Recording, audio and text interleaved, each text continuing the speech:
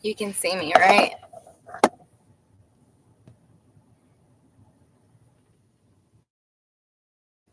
My thing better not be on there. Bluetooth off. Okay, I was making sure you could hear me this time. Why is it blurry? Weird.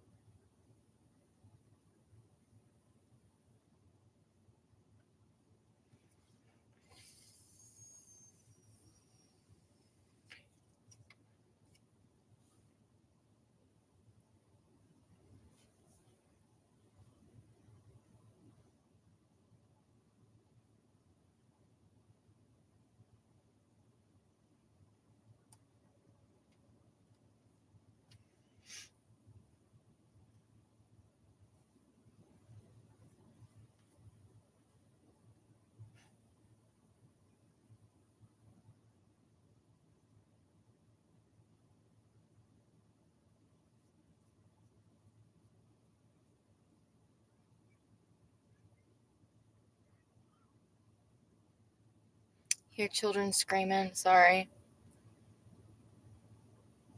So I read this quote earlier today that I screenshotted. It says, quote, "Every man has two lives, and the second one starts when he realizes he just has one."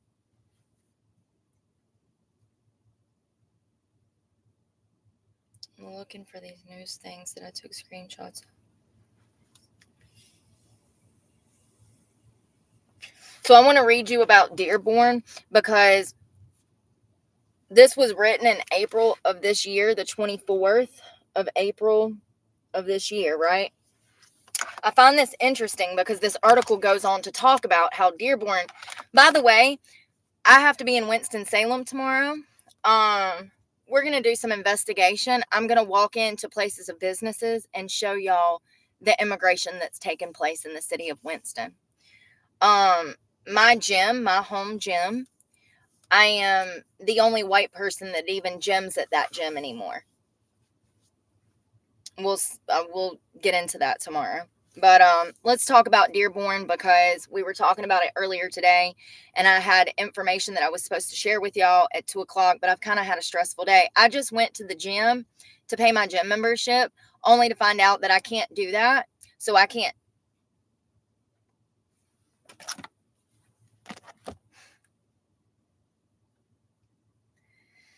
It's so frustrating. You know how I tell you when you're poor, it's going to cost you more money to survive. For instance, my gym membership, when it's all said and done, is going to cost me $70 this month. A $27 membership is going to cost me 70 something dollars because there's a $15 late fee. So I went over there thinking that it was $27 to pay for my membership, and they hit me with a $40, and my bank account has already took the $30 for the membership. So if my bank took $30 for my Planet Fitness, they charged me $30 plus a $10 overdraft charge. Plus, now I still have to pay Planet Fitness $40.40. Do you see what I'm saying? 40, 40 plus 30.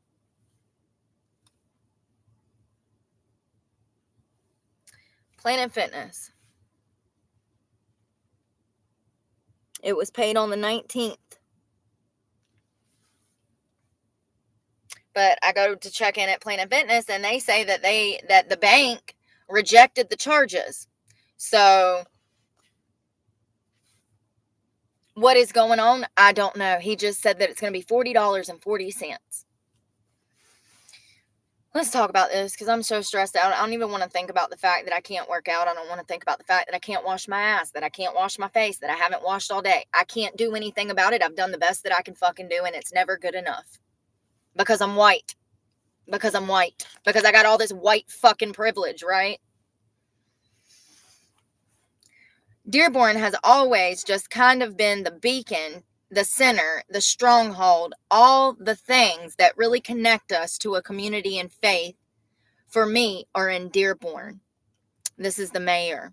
In 2015, Hold on one second.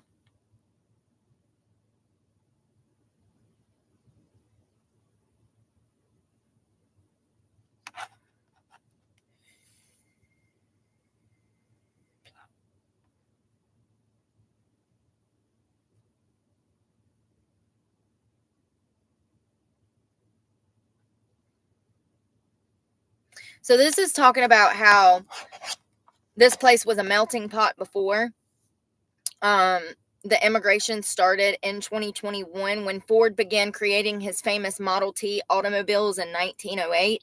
He needed people to build them. The industrialist, who was known for his racist hiring policies towards African Americans and anti Semitism towards Jews, looked at the Detroit area's newly arrived Middle Eastern immigrants for labor. So it sounds like he wanted Middle Easterners working for him. He didn't like the other races. That's what I'm kind of, I don't get it. Soon, waves of workers from areas covered by Lebanon, Syria, Iraq, Yemen, and the Palestinian territories flocked to the greater Detroit area in search of these new high-paying jobs. So in the 70s and in 1908, we were having people immigrate to Detroit, Michigan for the automotive industry. And it says that Ford preferred to hire Middle Eastern people.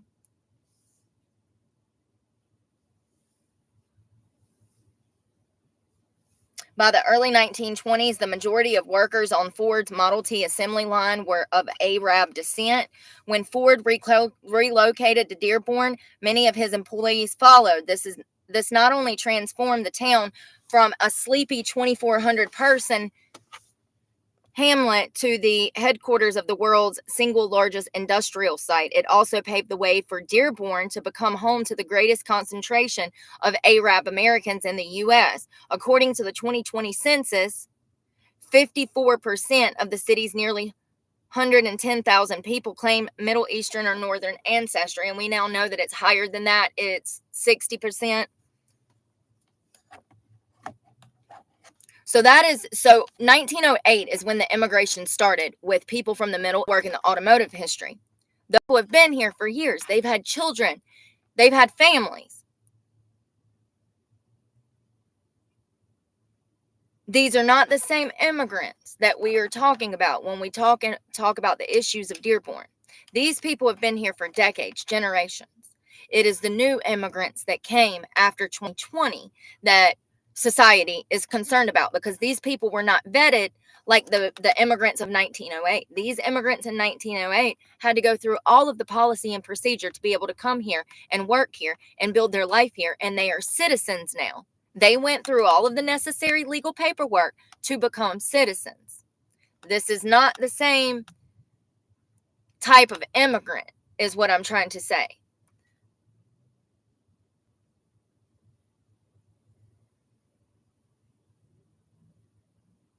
In 2023, Dearborn became the first Arab majority city in the U.S.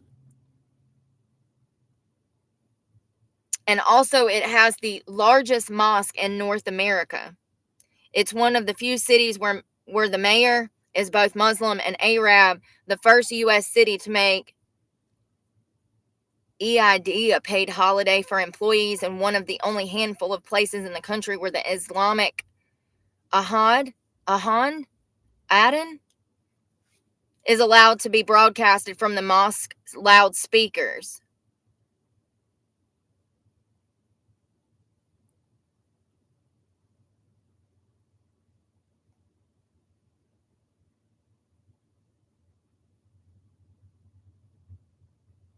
So the more interesting story about Dearborn, however, is what happens when the national spotlight is turned off.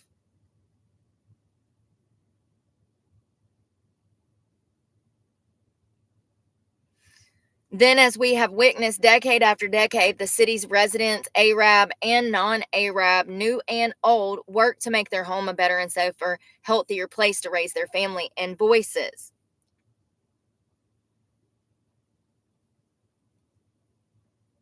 It says the city's first Department of Public Health introducing Narcan vending machines to address the opioid crisis, fighting for clean air in South End, and housing and hosting festivals and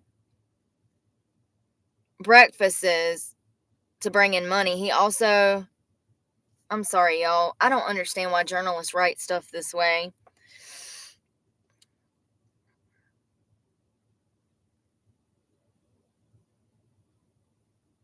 Dearborn often becomes a topic of global media interest during election years or at times of conflict in the Middle East. That has certainly been true during the ongoing attacks in the Gaza Strip. The Wall Street Journal recently published an editorial labeling the cities as America's, y'all, I don't know if that's a slur. I'm not going to say that. Jihad. Ain't that a terrorist organization though? Jihad? I don't know.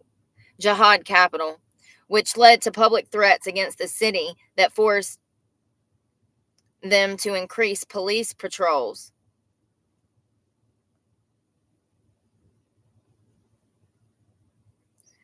Anti-Muslim activists regularly staged at Quran burnings, parade around ethnic festivals with the heads of pigs on spikes, and threatened to bomb local mosques. Jesus Christ.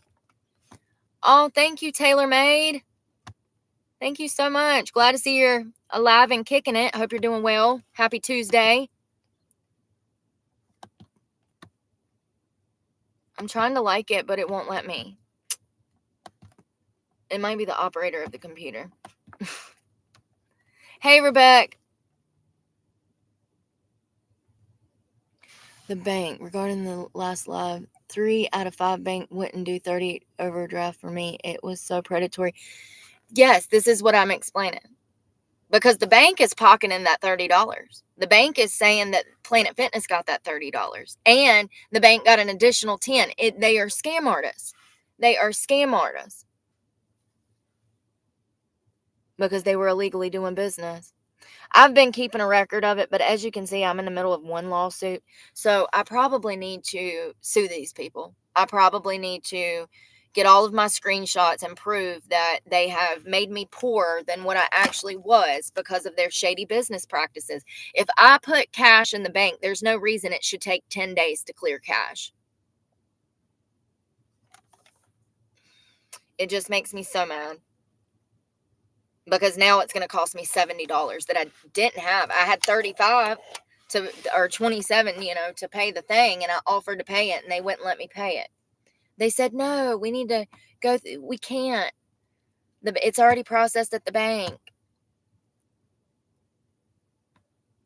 I'm trying to, and we see that was not, yeah, that's what, yeah, and see, here's the thing. They're not supposed to even be drafting. I don't understand why they're drafting it out of that bank account because it's not supposed to be drafting out of there.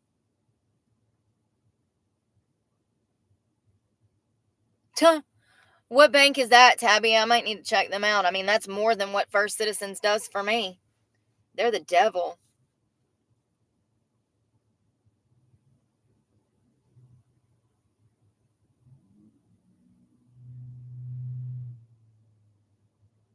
So it says Iraq and Syrian refugee populations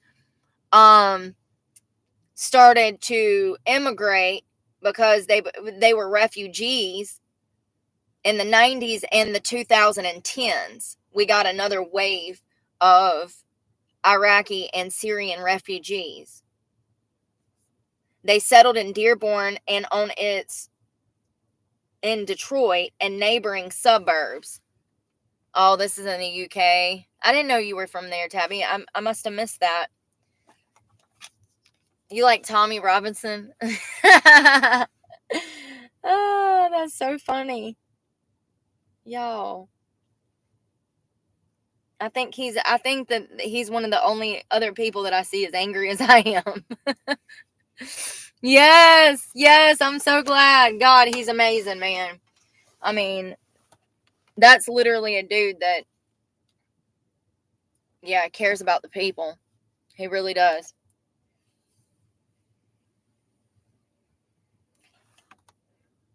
So it says, together, this new cohort of Arab Americans joined the establishment community in fighting back against President Donald Trump's Muslim travel ban and other policies that, quote, discriminated against refugees, migrants, and Muslims by building alliances with Democrats and engaging in the broadening civil rights coalition represented by groups such as Black Lives Matter and the Women's March.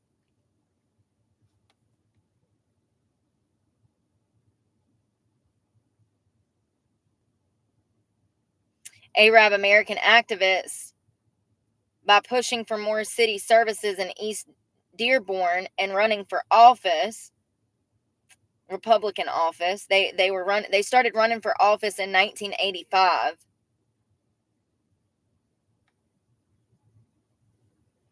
Does anybody not have any concern about non-Americans running our country? I just think that it's very un-American. I mean, if you're an American-born citizen, it's one thing. But to immigrate here and be able to hold office, political power, I don't agree with that. That is so dangerous. Do we not remember 9/11? Like, seriously. We've had inside jobs all over this country. And I'm not saying that 9/11 was an inside job. I'm saying that if they can do that, being in a whole nother country, imagine what they could do in our country. I don't know if they can run for office, can they? I don't know how that works. That's serious. I need that information. Like, surely we don't allow non-American, but here's the thing. If you're born here, that's one thing. But if you immigrate here, you got to go through all the, legal paperwork, and it takes years to become a citizen. They don't just give you a green card. It takes years. I'm wondering then, after you're presented with a green card, if you can run for office, if they have citizenship. I don't agree with. Oh, you know who did? Didn't Arnold Schwarzenegger do it? He was governor of California, and my brain.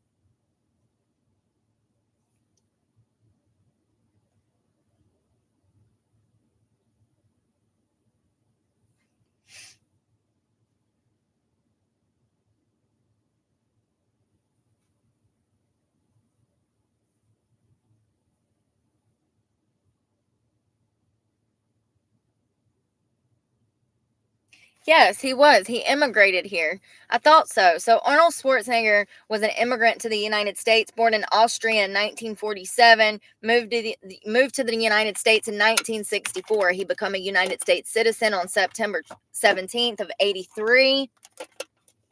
He was granted permission to keep his Austrian citizenship, which is not usually allowed in Austria.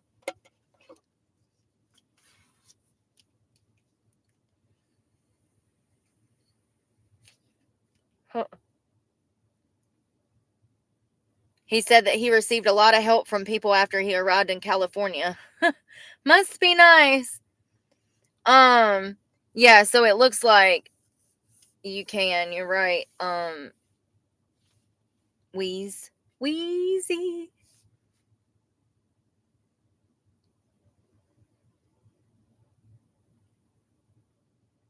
Most of the white ethnic groups in the neighborhood had churches and businesses districts scattered around Detroit, which facilitated their departure from the South End. But for Arab American Muslims, this community with its mosque and markets was indispensable as they began to welcome distant kin from the Middle East after the U.S. immigration laws relaxed.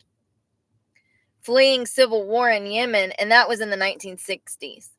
Fleeing civil war in Yemen and the Israel occupation.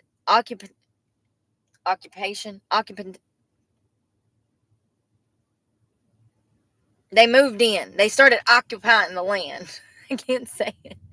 Of the Palestinian territories in 1967, these new Arab immigrants breathed new life into Dearborn. In 73, they filed a class action lawsuit against the city that eventually saved their neighborhood. While when the Lebanese Civil War broke out in 1975, the South End began welcome a new generation of refugees and migrants. So we've been doing this consistently for years in this part of Dearborn.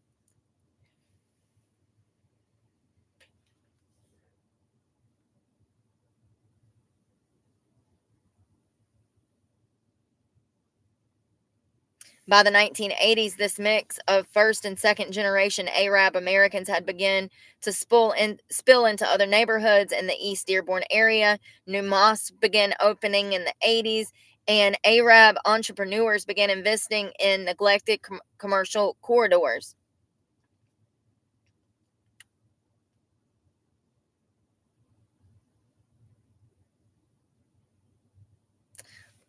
Life downwind of the world's largest industrial complex proved challenging, but the real threat this diverse population faced in the 1950s to the 1970s was from a city-led rezoning campaign designed to turn the South End over to heavy industry. Most of the white ethnic groups. Oh, I just read that. Sorry, y'all. I got multiple screenshots. I don't know why. Dearborn owes much of its growth to the automotive pioneer Henry Ford, who began building his famous River Road complex in 1917. Migrants from the American South, alongside immigrants from Europe and Arab countries, settled in Dearborn's South End neighborhoods to work in the auto plant. So that's how it got started. So it sounds like because of the automotive industry, a lot of people immigrated here because there was a falling out in their country. And it sounds like it's progressed slowly but surely. When I went to find any kind of people from the city complaining about any kind of problems in Dearborn, it doesn't seem to be many. So it doesn't seem like a Springfield situation, but it's still one of those situations where you have to be careful. You have to be careful. We have members of gangs and terrorist groups and all of that all over this country, and it'll continue to get worse if we don't keep an eye on it. That's exactly why we're supposed to have the Department of Homeland Security. But as we can see, we have Mayorkas who is working against us, and he is not trying to help us whatsoever.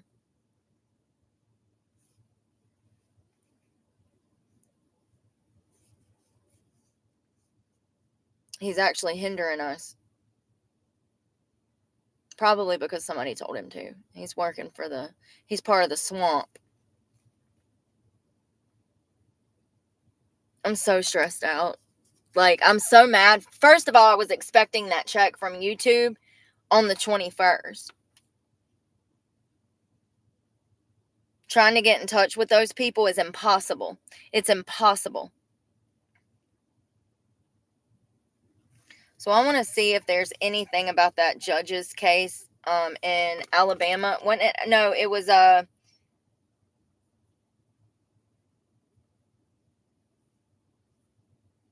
Kentucky.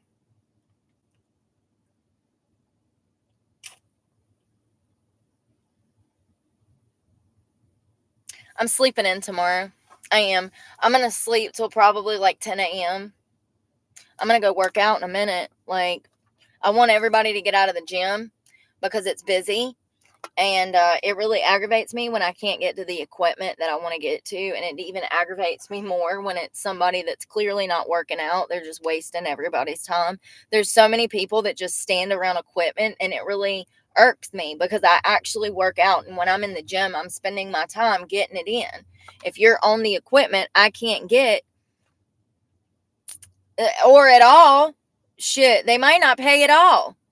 They done took my $3,000 check and turned it into less than $1,000. Make that make sense.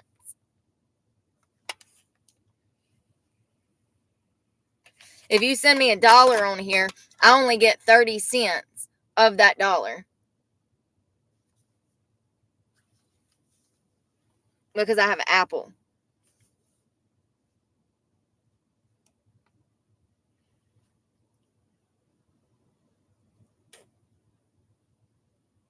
And I was hoping that I would get enough to make 2 truck payments. Like it said 1,300, but that's not true. I was hoping that I was going to get enough to make 2 truck payments, but no.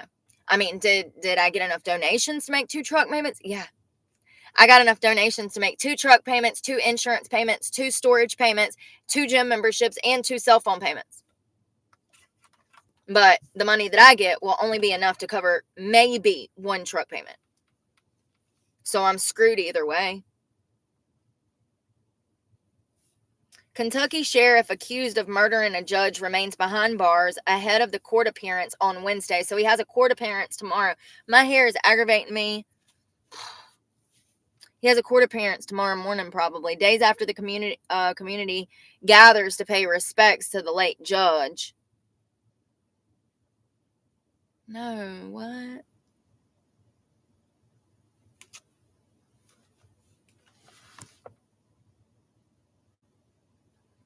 Y'all be nice to each other, please.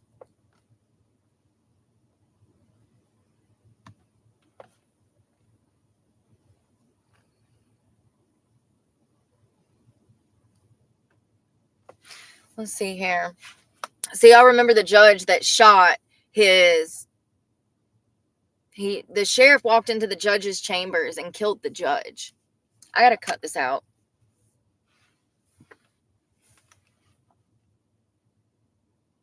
Multiple times inside the Letcher County Courthouse on Thursday, state police said that their preliminary investigation indicted 43-year-old Sheriff Sean Mickey Steins. He fatally shot Mullins during an argument inside. How did they know it was an argument? What is that light from? Y'all see that bright light? Oh, it's a street light. It's like that glare right there. How do they know it was an argument? Judges from across the state spoke at Mullins' funeral on Sunday. His passion for people was his magic touch. That's the crazy looking judge. I'll show y'all a picture in a minute. He looks so weird. It says he can't begin to count the number of lives he saved or improved. It sounds like he was shot because he was a pedophile, allegedly. There he is. Look at his droopy ass. It's the eyes for me, man. I don't know. Something's just a little off.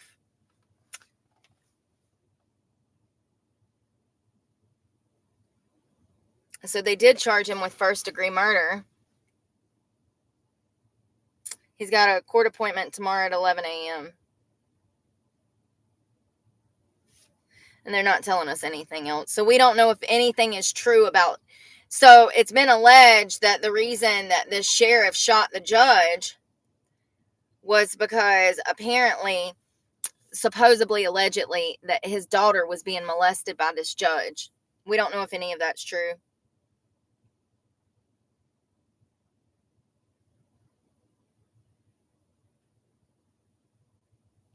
Nothing. There's nothing.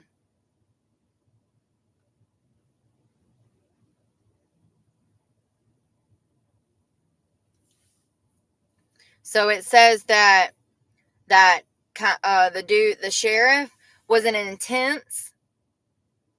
He gave testimony in a tense deposition days earlier in the case in which he was accused of not properly supervising a deputy who coerced a woman to have sex with him in the judge's office. It was an inmate.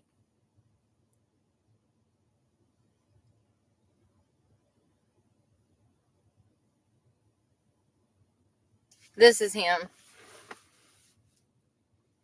He just looks off, y'all. I don't know if it's the eyes, if he was on something, if that's just his face. I don't know. Liverpool.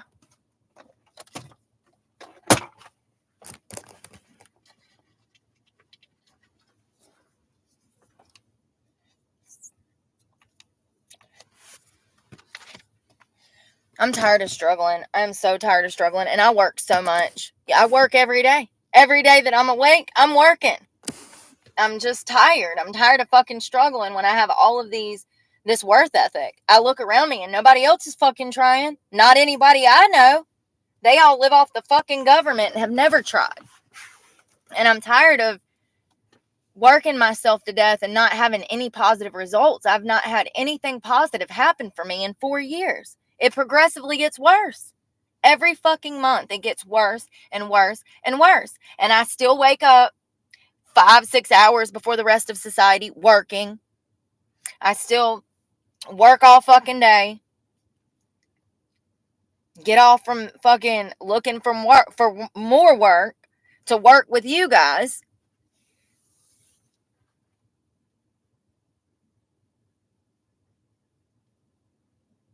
It ought to be a felony to steal people's money. I mean, I thought it was, but scammers, they just have all these loopholes now, whether you're an independent contractor at a strip club or you're bartending at a bar, best believe that your employer is going to be scamming on you.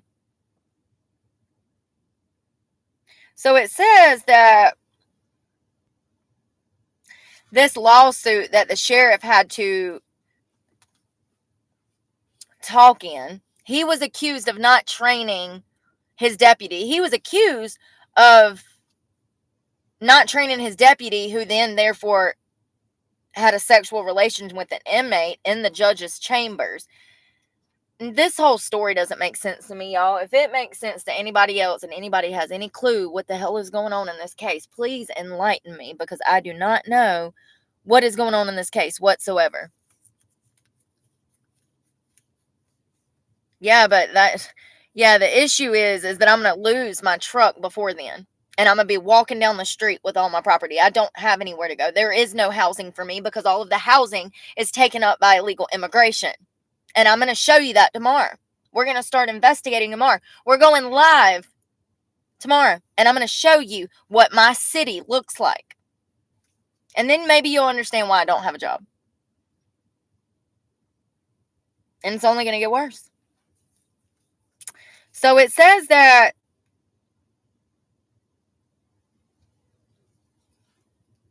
this Ben Fields, who was a deputy under Steins, who was the sheriff that shot the judge, had coerced a girl into having sex with him in return for letting her avoid paying some incarceration fees. Lord have mercy.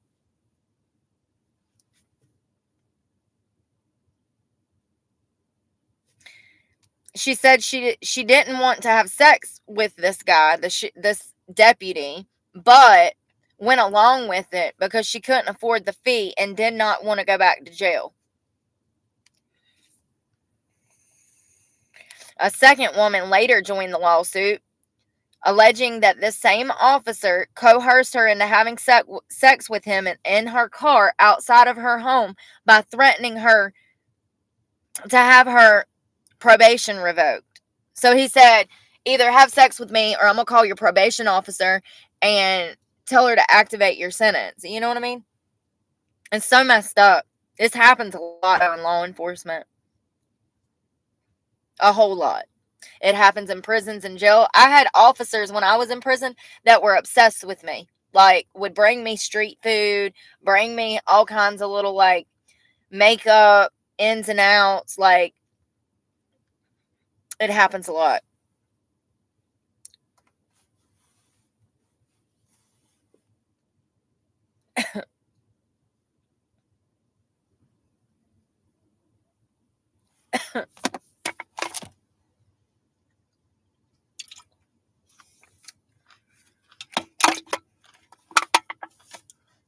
Nowhere is going to hire me.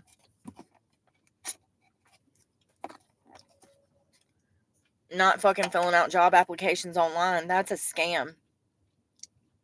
In my opinion, the only way that looking for work online is going to be beneficial for you is if you have a 2 or 4-year degree. If you are a low skill worker, if you're going to be working in fast food, food service, construction, any of those jobs, retail, stuff like that, that's something you need to walk in and get your job there, because you're just a number when it comes to Indeed and Snag a Job and Glassdoor. You're just a number. You don't even have a face. You don't even have a face. It's starting to rain. Good. Maybe I can just step out there and shower.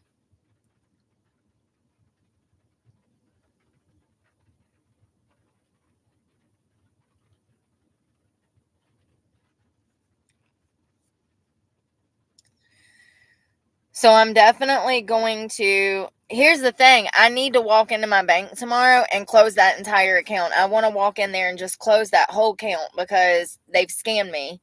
And I can't do that because my YouTube check is supposed to go in there. So I'm stuck with a bank account that is scamming me. And I swear to God, if that YouTube check drops in that bank account and one penny goes missing, I'm going to jail. I'm going to jail. I have not had any money being drafted out of that account in months. And matter of fact, the last time that account was even used was months ago. Until now, all of a sudden I had this issue all of a sudden, and I'm like, I'm not even set up for automatic draft. Why are y'all? I've been paying with my Cash App card for the past 6 months. And then all of a sudden that my bank account, my bank drafts money out of my bank account. They tried to pay for my gym membership when there was no money in the account. And I went into Planet Fitness and said, there's no money in the account. I need to fix this. Here's my Cash App. And they said, oh, we can't do that. We have to wait for it to process it. And now it's going to cost me $70.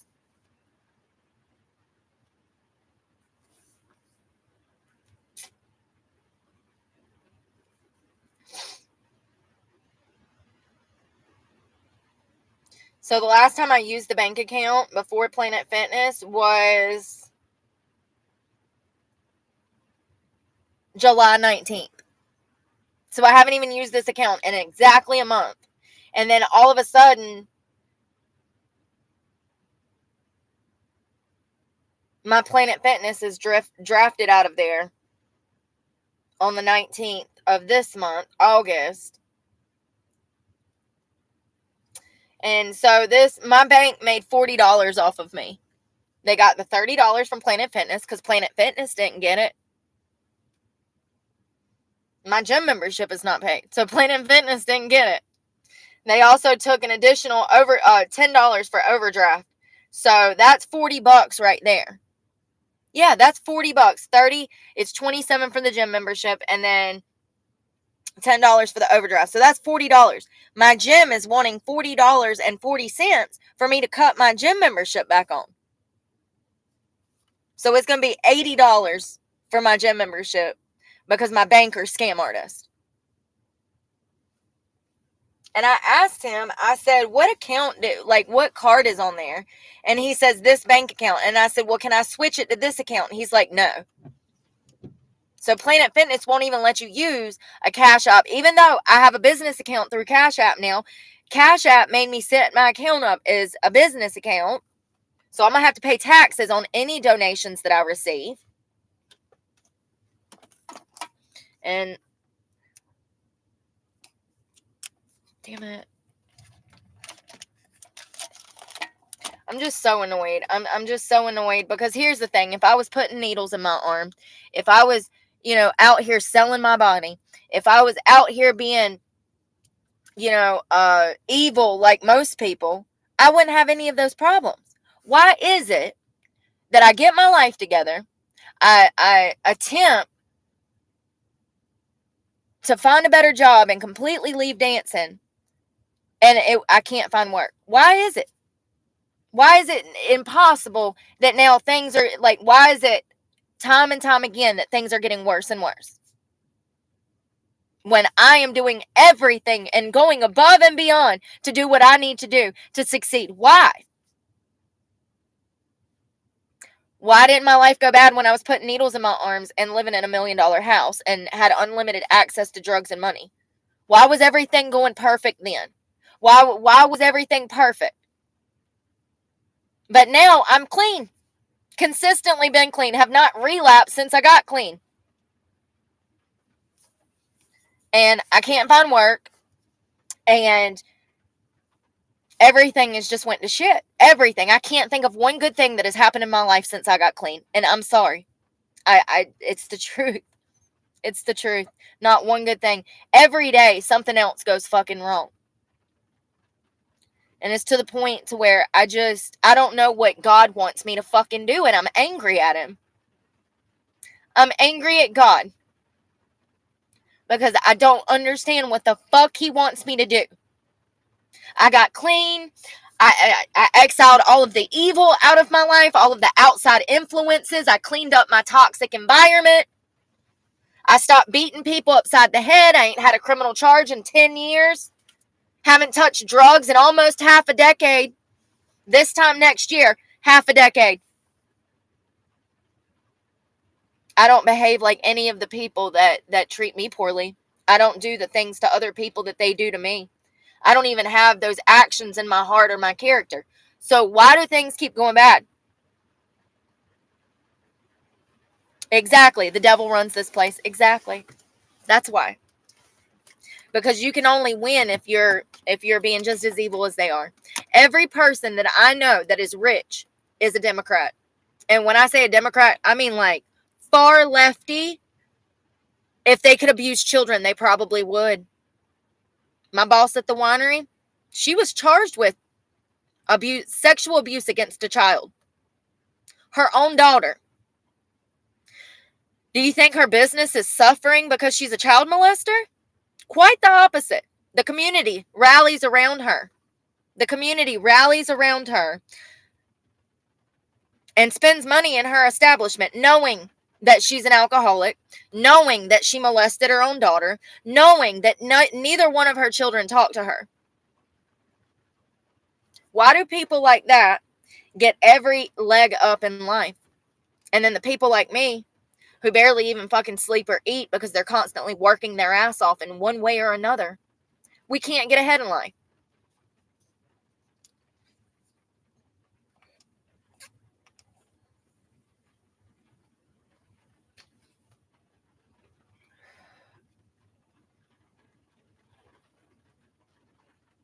Remember I told y'all the other day that I do these job interviews and I feel like people just get on the phone just to hear what I have to say? 2 of my interviews, I felt that way today. They were not interviewing me to interview me. They were interviewing me because they knew who I was and they wanted to hear what I was going to tell them.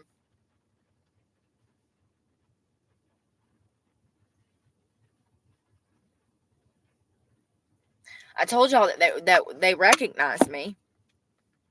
As soon as they recognize me, they know that I'm a felon. If you know me from my channel, then you know.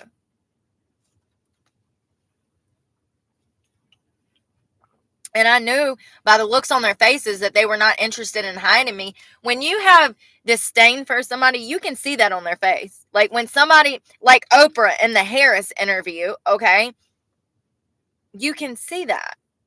You could clearly see that Oprah was disgusted and confused by what Harris was saying. Imagine seeing somebody look like that during an interview. That's what their face looks like.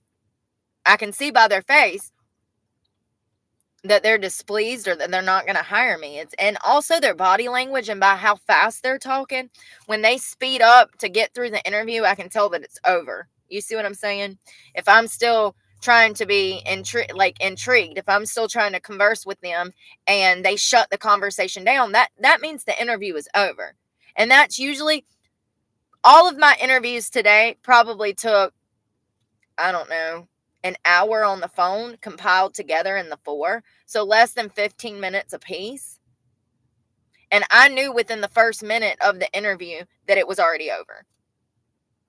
You can see, maybe people can't read people like I can. Maybe I truly got a gift that I don't even recognize how strong it is. But I can look at someone and tell you by their body language what they're thinking and feeling.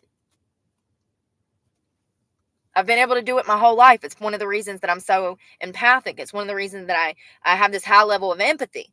I can genuinely usually feel what other people are feeling, especially if it's a strong emotion. If I walk into a Biscuitville and the girl behind the counter is having a bad day, I can tell she's having a bad day.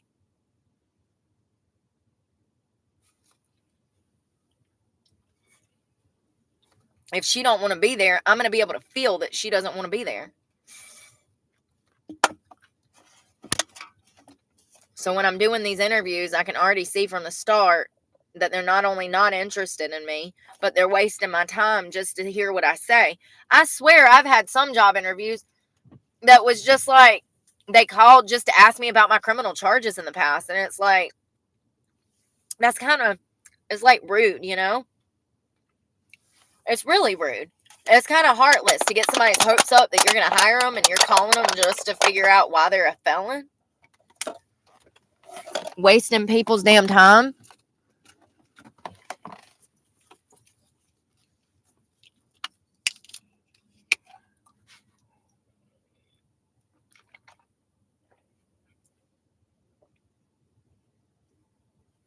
I wonder how many people that call me and I do these FaceTimes with. I wonder how many of them know about my channel and see my application come across their email and call me just because they know I have a channel. You know what I mean?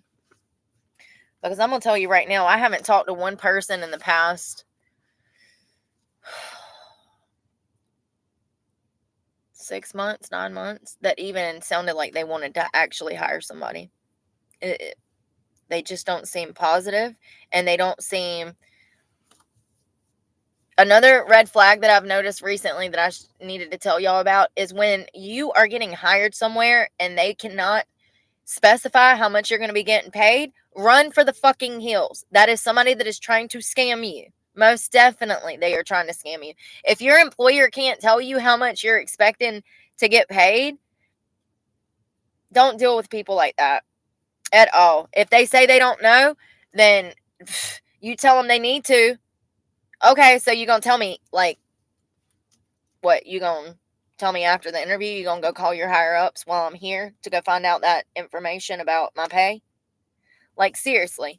That is a red flag. Huge red flag.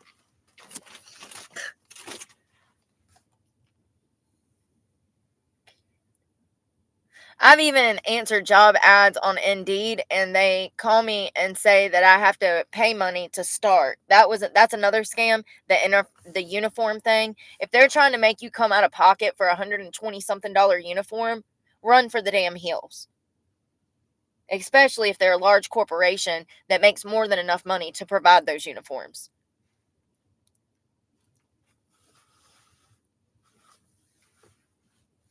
Yeah, I know. I have money in financial aid, but I have to be able to pay my bills to go to school. I went to school last semester. I've actually been registered in paralegal studies. But I need to change that. I looked into trades. I wouldn't mind going to trade school, and there's one right down the road from my house, but I have to pay bills. I have to have a job to go to school. You have to pay, just because I'm going to school don't mean that the bill man gonna give a shit about that. I have to have a viable income to take care of myself while I go to school. And that has not been an option. That's all I want to do. That's what I talk about every day. All I want to do is go to school. So all I want to do is go to school. I love going to school. I'm a lifelong learner, and I don't care when I'm 60. I'm still going to be taking college courses because that's what I like to do.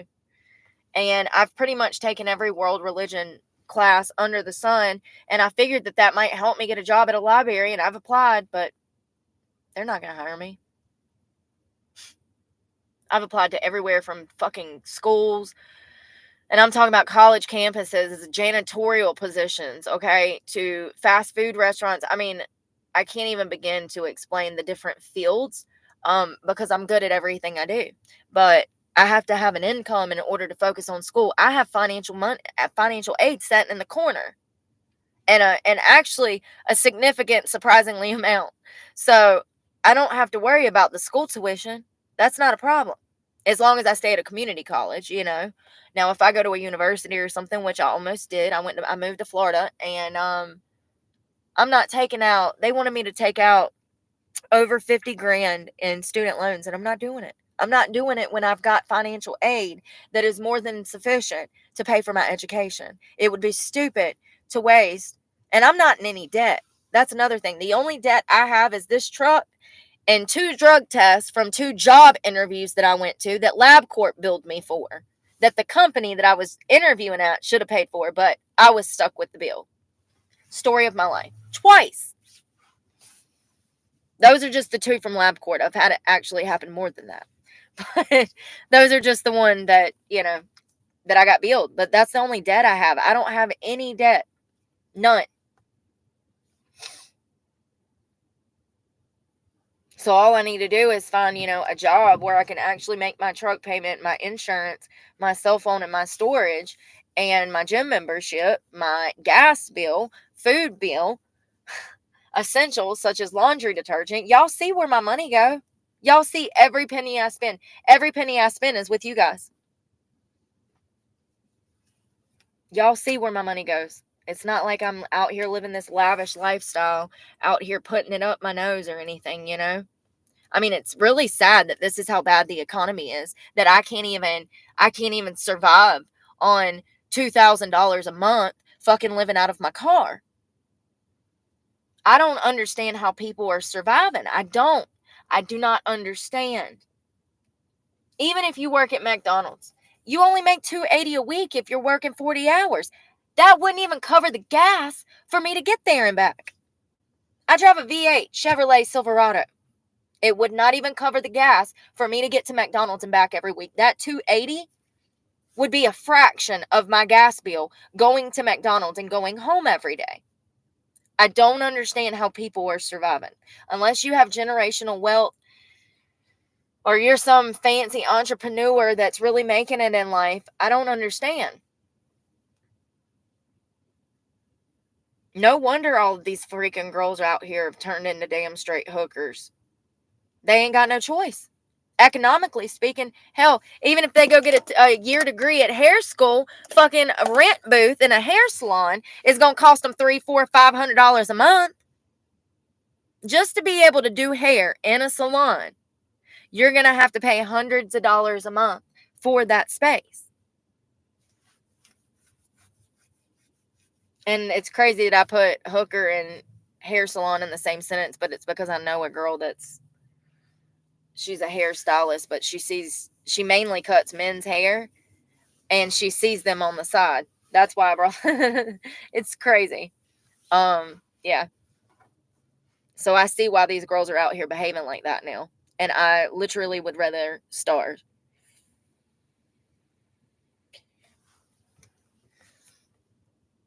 Yeah. And that's what I'm saying. How are you paying for childcare, Mandy? Please explain it to me because I don't understand how anybody has ever paid for childcare. Here's the thing. If you make over, $1,200 a month, you don't qualify for any kind of vouchers for your kids to get any kind of discount. Well, McDonald's don't pay no $18 here, honey. They pay $7.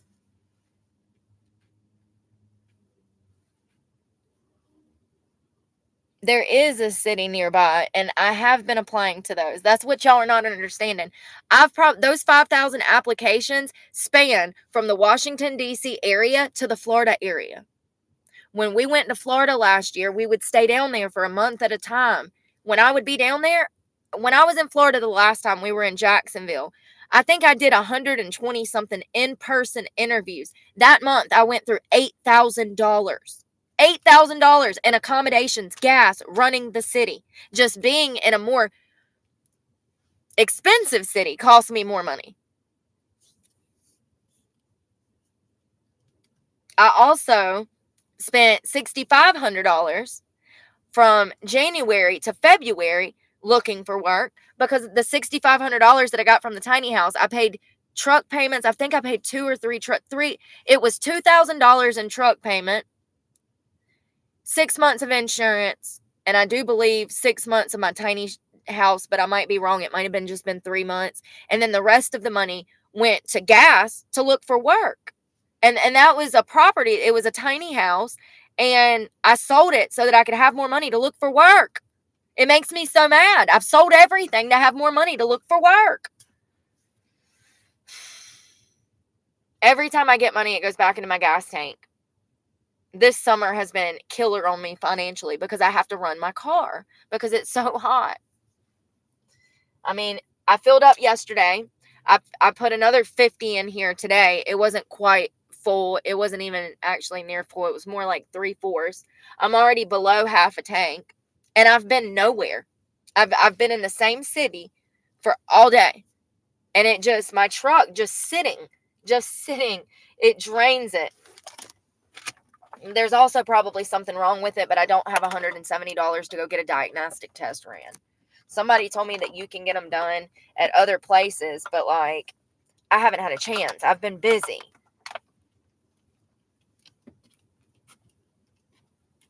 Damn it.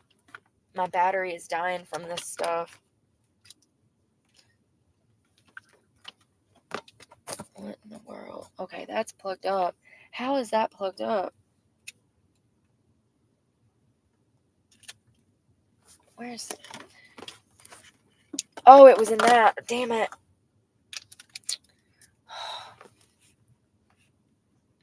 Oh, thanks. I don't know what gas is there. Gas is like... In my city, it's not... I've been to... That's what I was saying. I've been to multiple cities. I've been in every surrounding city, major city that you can think of. Raleigh, Durham, Charlotte, Charleston, Greenville, South Carolina, Jacksonville, Florida, Boca Raton, Tampa, Orlando. I've been to all of these places. Y'all have been with me, unless you recently joined my channel. We've been down there. We looked for work. Ran around from city to city, from Tampa to Ocala to Jacksonville, doing job interviews. And Charleston too.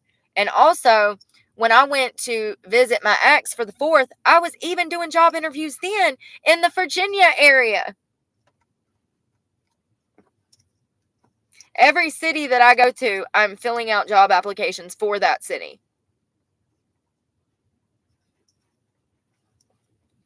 Now, when it comes to the immigration issue that I'm seeing in certain areas, it's in Winston-Salem, North Carolina in particular, that I'm noticing an influx of immigrants in that area. I don't know if anybody's from there and have noticed that too. Thank you again, TaylorMade.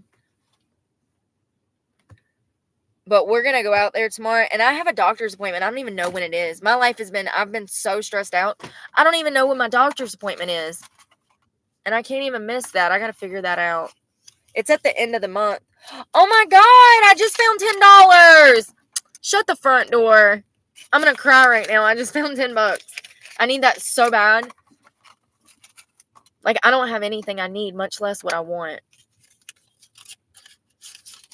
I don't even know where that came from. Thank God. It must have been from the yard sale. At least I have money for food tomorrow. I don't know. It's weird because, like, I feel like if I talked about my issues every day that, you know, my numbers would be like this. So this is why I don't. Because I know how fake people are. I know that people don't want to see you win. The majority of people that follow me, they don't want me to succeed. They're not following me to watch me succeed. They're following me to watch me fail. Don't get it twisted. Just because somebody follows you and subscribes does not mean that they have your best interest at heart and want to see great things for you. The internet is an evil, evil place. This whole platform is not the best of places. Did you say how much gas was and I missed it? I said, how much is gas there? But it would be in pounds, right? Because you're in England, Europe. Didn't you say you were from the UK? I get cities and states, and that's another thing that I'm so dyslexic about. Y'all hear the thunder? Lord, take me home! Should I put my arm out the window? I wouldn't die. Trust. I would just be a vegetable. Yeah. Wouldn't be able to wipe and $1 per liter, $1.30 or £1.30 per liter. Liter? Ain't that like liter? Shut the front door. Like this? Like a liter? That's it? Ain't a gallon? A gallon is so much. How many liters are in a gallon? 2? That's not very much gas, but it is $1.30, $1.30, so that's cheaper. But that's not very much. That's weird. I mean, well, we're weird probably. We're gluttonous. We got gallons. And we drive a lot more than you guys too, right? I think that Americans, we like just take off on random road trips and we'll go from California to North Carolina real quick. I think it's this is actually like a gallon. This is a half gallon. I get these at the Dollar Tree because they're a lot of water. I like these bottles. Yeah, no, well, here's the thing, Andy. I had a shop to refurbish furniture. I still have a shop to refurbish furniture. It's on my property with all the furniture that I was refurbishing in it. Remember, I had my own business last year. I was buying and reselling. I was actually selling pieces of furniture consistently, expensive pieces of furniture. I sold one chair for like $1,500. I sold another chair for $2,700. It was ugly as shit. It was doo doo baby mustard shit, brown, yellow, and it was square with this high back that had wood and these cushions. It was so weird. But somebody made a piece out of that. I do have skills. It's just roughly $8 a gallon here. Dang. For a gallon, that would be $8. That's crazy. That's so expensive. Here it's like $3.50. Depending on where you're at, it's $3 to $3.50 on the East Coast.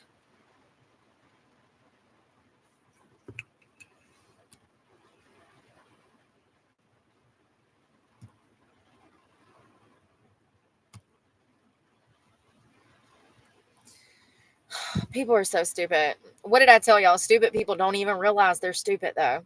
So, 350 in Michigan. Oh, what part of Michigan? You're not from the part I was talking about today, right? Dearborn. It's not the same place. Am I getting two cities mixed up? No, Pittsburgh, Pennsylvania. Damn it. I'm joking.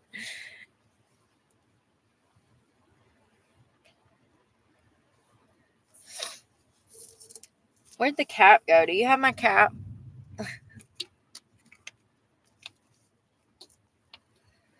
Wanda, Wanda, Wanda. Why you gotta be so mean? Your clown picture tells me a lot. Wanda, Wanda, Wanda. Thank you if that's true.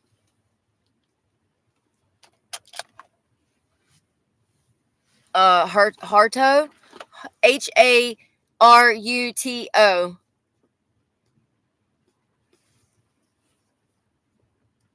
I'm not doubting you. I get a lot of gaslighting on here, so I can't trust anybody anymore.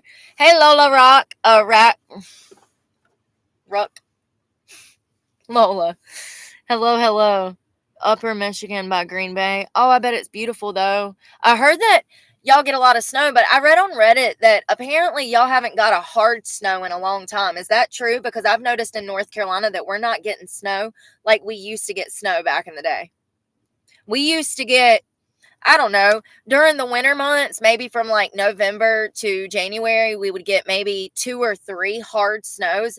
And when I say hard snow, I mean more than like 3 or 4 inches. But I heard Michigan, y'all get feet up there, right? I'm wondering, I mean, we know it's getting hotter. I'm also wondering if it's not snowing like it used to because of the climate change. There's no debating whether or not there's climate change. There's clearly been some climate change. It's getting hotter, okay? And I'm wondering if we don't get snow in Pittsburgh either. Yeah, you do. You don't get in Pennsylvania, you don't get snow? Oh, okay.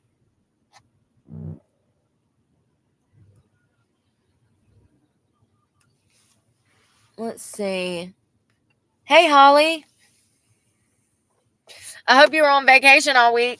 I hope you took a vacation for us. Like, Peace Frog. I'm from Detroit. Oh, Michigan too.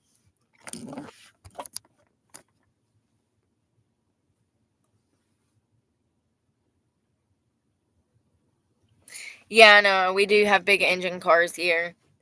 Honestly, I wasn't planning to have a truck this big. It just happened. So it wasn't really my fault. What was I talking about? Oh, I've noticed in the past 10 to 15 years, we used to get 2 to 3 snows during a season of winter, and it would be over 3 or 4 inches. There would usually be like one bigger one, maybe a foot or two deep. But the older I get, the less it snows. And it has to be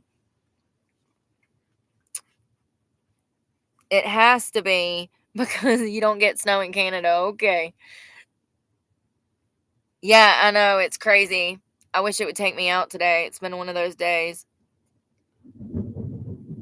I'll get struck by lightning and start speaking French. I won't die. You know what I mean? Like, I'll get struck by lightning and start speaking French and have a funky walk, but I'll live. We don't have it anymore. There's no denying that global warming, something's going on. That's what I was looking for in my phone. Do I think that it's smart to switch to all EV cars? Absolutely not. Like, what? Are they going to do that in Cali? Is it still...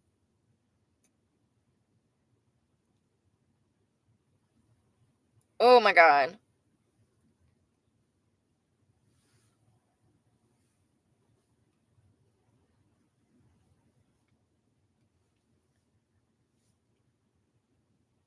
Yes, by 2035. God, I can't wait to see how the infrastructure holds up. I can't wait to see how traffic and charging, and that is not going to work.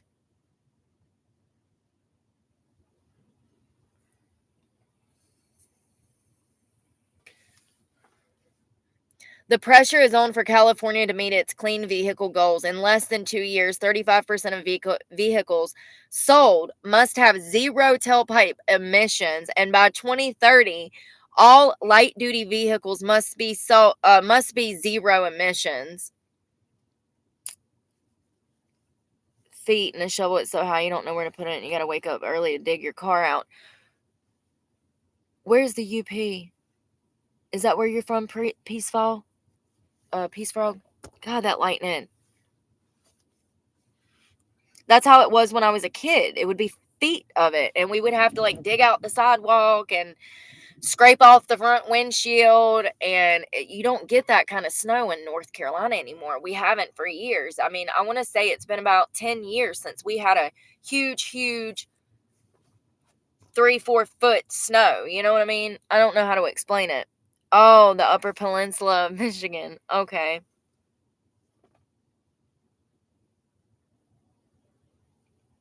I think in Dearborn is where they were talking about it doesn't get a lot of snow, because it was on a Reddit feed about Dearborn, and it was like, what are the misconceptions of this area? And one of them said that it snows a lot here. It doesn't snow quite as much as you would think it snows, is what the Redditor was saying.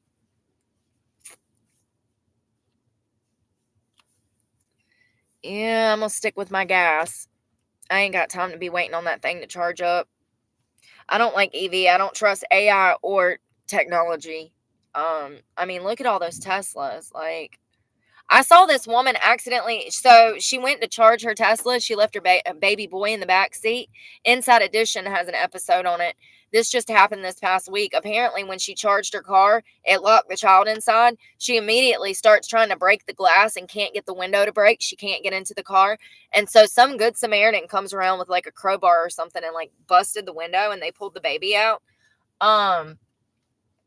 That's crazy. But also during the Maui incident, when the island burned and everything, yeah, when all those people were stranded to die on their own and our own government didn't care about them, those EV cars that sat in water for weeks at a time, they started exploding, and so they would have to tow them away.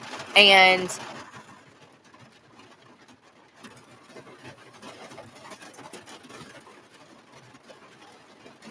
this is getting bad. They explode if they sit in water, those EV batteries. Get a bicycle. I need a bicycle. Now, I would get an EV bicycle.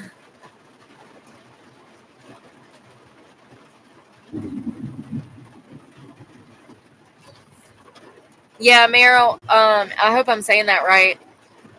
I've been in the winter in South Carolina. I was just down there in Charleston and Greenville last winter, and that snow, it doesn't make it that far. It does. I've seen it snow in Charlotte once, and it was a light, like barely even snow. I'm getting hungry. I kind of want cookout again. Or actually, do I have anything? I have hummus.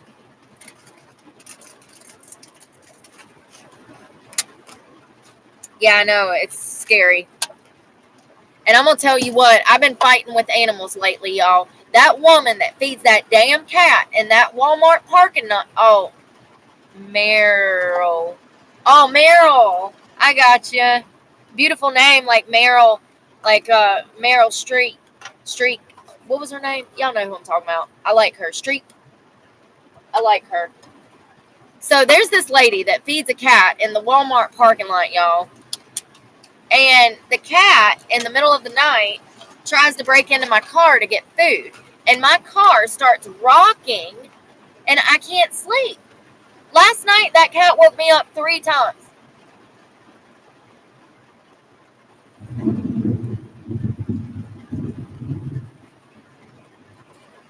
Y'all, I might need to look at the weather report. What the hell is going on?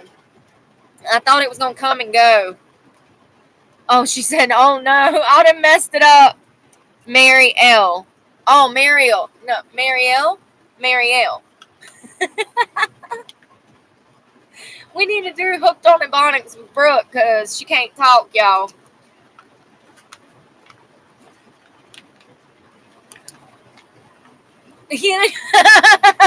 Andy. Oh, God, I can't with y'all.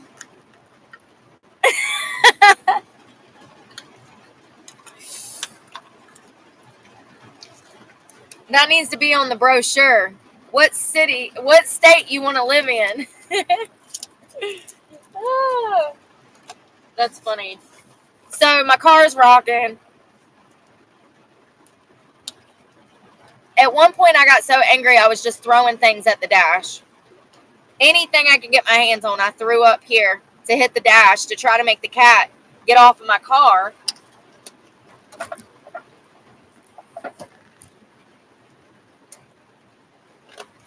I got hummus. I kind of want some oysters too, but I don't know if I want to dig that container out, man. I was going to go to the gym, but now I'm just aggravated. Now I'm just, I don't know what to do anymore. I'm depressed. I've been depressed for like a week. I think I said last week, like I'm going through something. I'm angry. Especially knowing that I have money sitting in a damn account. Now I can't act that up.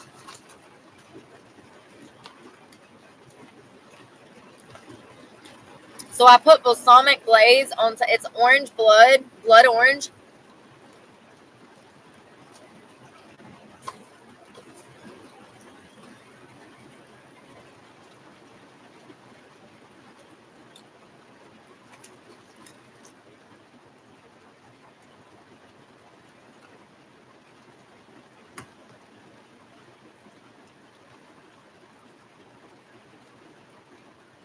Hey Siri, what is the weather? Flood watch. Lovely. I'm going to drown.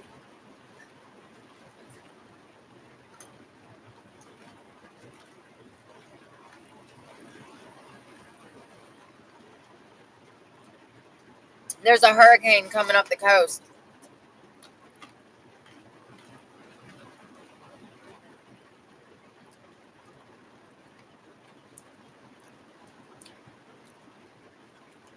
Financing.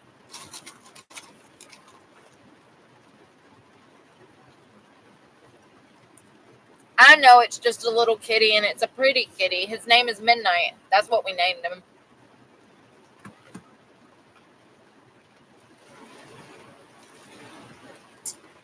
Midnight. Light got knocked out last night. My car was a rocking. I'm throwing stuff at the dash. Finally,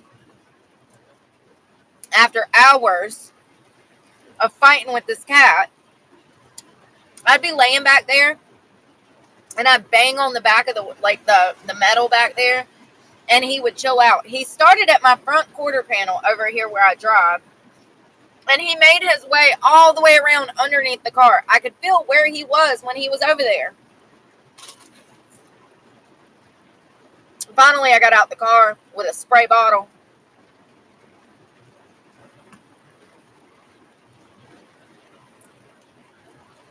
Then he still wouldn't quit, so I had to move. He then come and found me. Cannot make this shit up. Y'all, I was so mad.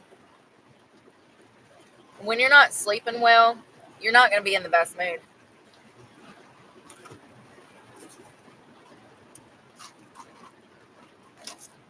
And of course, laying there, I'm seething at this little old lady from Ireland. Because I'm like, if she wouldn't feed the damn cat, he wouldn't be hanging off my car.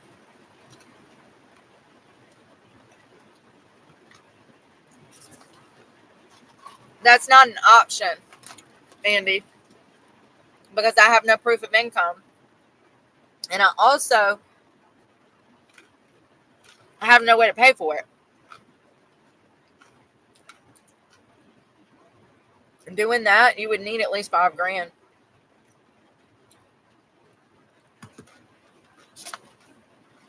This is my home. I'm not ruining my credit.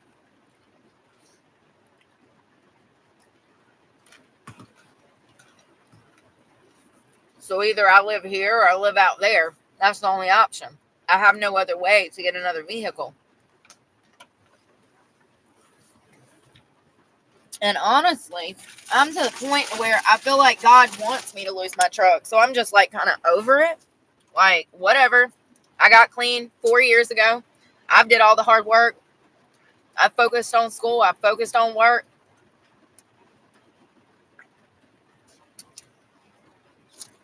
I can't do nothing about it. I'm working 10 times harder than I know anyone else is that I know. Without a doubt. Without a doubt.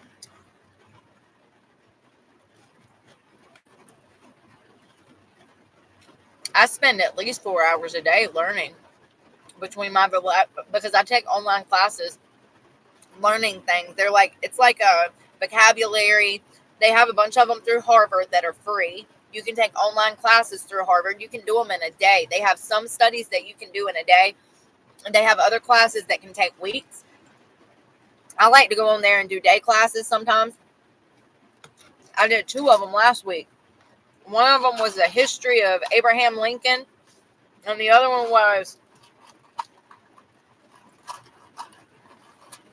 I don't remember. I don't know. It's kind of cool that you can take free classes like that.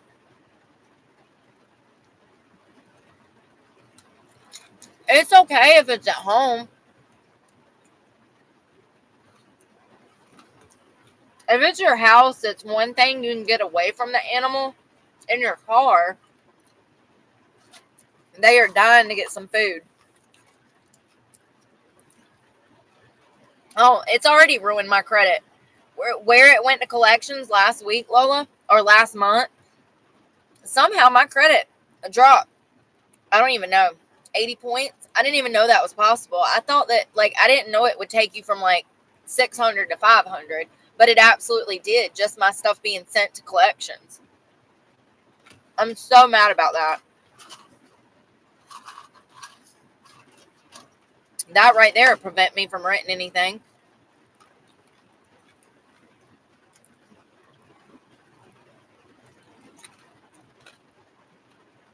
Trolls, my cat.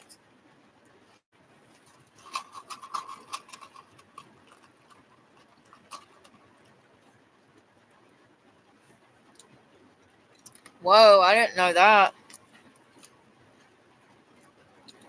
Carrie said that apparently electric Hyundai, I can't say that, can be keyless hacked.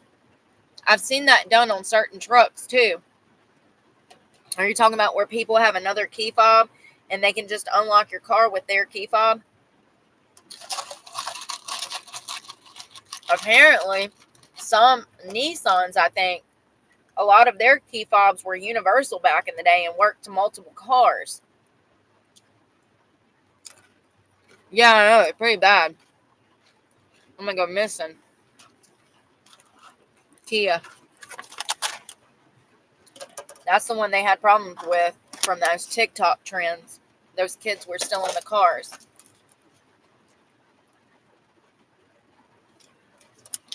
I'm so upset about my gym membership. Same shit, different day. Ain't nobody gonna hire me. It's not gonna happen. I know why. I know why. So it is what it is.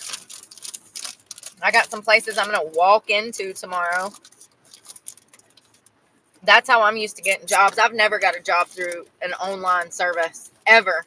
But everywhere I go, it tells me that I have to go online to fill out the application. So you go to online. Everything's switched to online.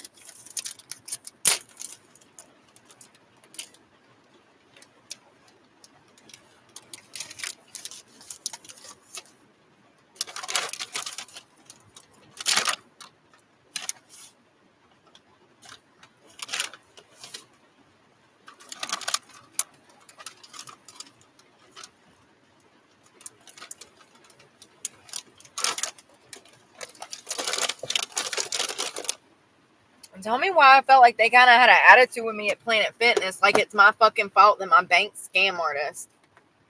People are so stupid too. Like, you say real shit to people. I can tell how dumb people are when they don't even realize that a bank is a financial institution that is like the top scam artist on earth. And I looked at this guy and said, he asked me a question or something, and I was like, yeah. I said, I don't know why they're drafting out of this account because it usually doesn't get paid through here. I said, it's usually my cash app. And he's like, he asked me for something. I can't remember. And I said, it's fine. I'm just going to take a screenshot of it. I said,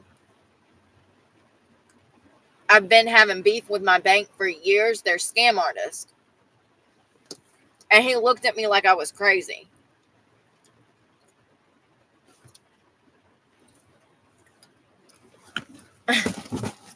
You know what I mean? Like, it's not a strange statement knowing that financial institutions rob people all the time and there's multiple lawsuits out because of it right now. I just, I don't understand people. I think that it goes back to being real or not. Are you a real person that lives in reality, or are you living in delusion and think that the world is a certain way when it's really the opposite? Do you see what I'm saying? I think that people like to live in delusion. They don't even recognize the realities of society. They got blinders on. And they don't even know it. Going back to stupid people don't even know that they're stupid. They're not even aware that they're living with blinders on. It's like a cult. A bunch of sheep.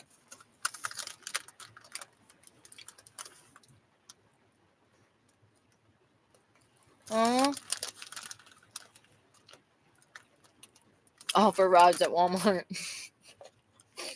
You're trying to get me locked up. That's one of the last things I think I could do is a taxi service. Imagine dealing with them people. Uber won't hire me anyways. Seriously, I can't be dealing with people that are going to be like shopping at Walmart. I'm going to end up dropping a bow. Facts. I could never. I mean, here's the thing. That sounds illegal in itself. Is that even a legitimate job? How you set that up? Oh, thanks, Hang with Carl. It's been 4 years of hell.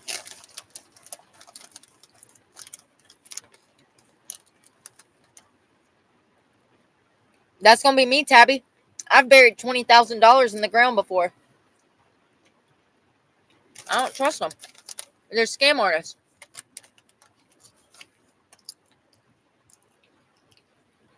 Yeah, exactly, Andy. I'm able to mask long enough before it all blows up in my face.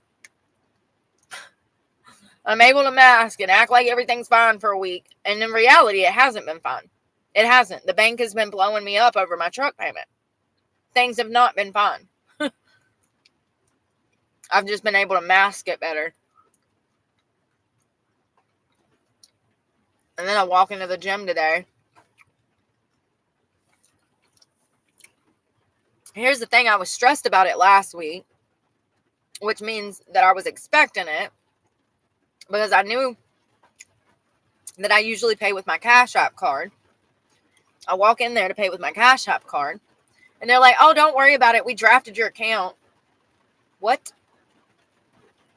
Huh? There's no money in there. Now it's done started a whole list of problems. By the time it's said and done, I done spent over $80 on a gym membership, and I still don't have a gym membership. And well, I ain't, you know what I mean? Like,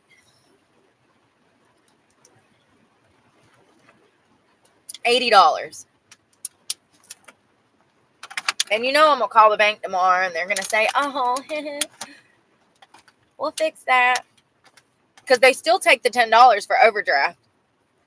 And I had actually made a $20, $40 deposit to make sure that I had money in there for my YouTube. It's shit on me. They do it all the time. I'm used to it now. That is going to, we don't know for sure if we got it all. Maybe the people that moved in found some nice surprises. That would be so nice. I've seen people find money in old houses before, and knickknacks and stuff in the walls, Bibles.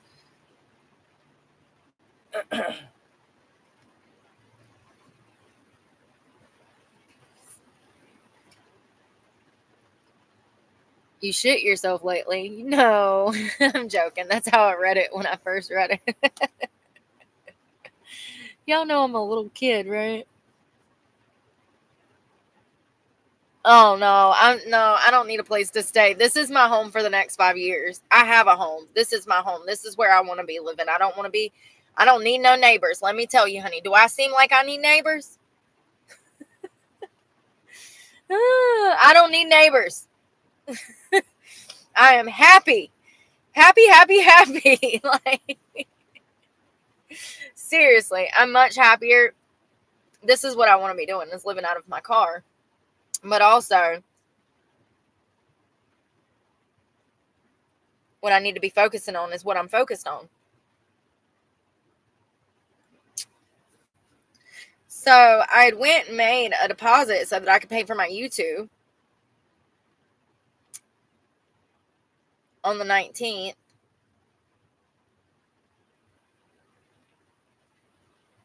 That put me at $42, right? Because I knew that my YouTube was going to be drafted out of there. That is the only bill that that is for real, Lola. That was the only bill I knew that I had coming out of my account. So I went and made a $40 deposit. I took the $40 out of my Cash App. Y'all actually went with me. We went and made the deposit. Apple Electronics took $20. You can't even see in here. It makes me so mad. Let's see. Apple Electronics is my account. It took the money, but down here, Planet Fitness drafted right out of the account, which is what sent my account into overdraft. And then, of course, they take an additional $10. I know how it works. I know what happened. I know exactly what happened. They drafted an account that they weren't even supposed to be drafting it out of. I've dealt with this 5 or 6 times, and I've been having to pay with my Cash App card because I didn't have money in this account. And when I asked if I could take the card off of there, they tell me no. So why am I having these problems after I've been with y'all since 2012? Pissing me off. They're scam artists, all of them. Scammers. They're all scammers. They just think everybody's made of money, don't they? They think we all just rich and yeah.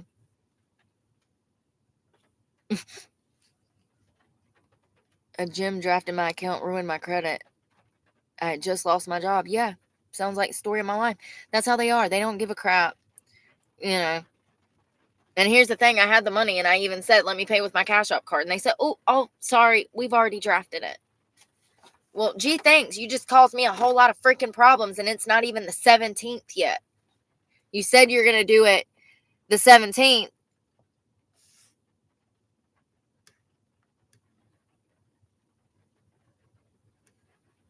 If you ain't happy by yourself, you're in bad company.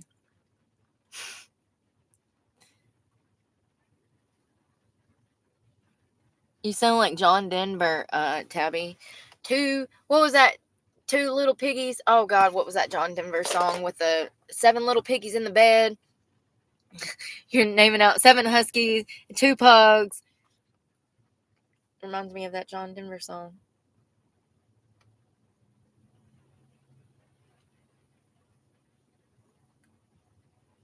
Was it Grandma's House, Pigs in the Bed?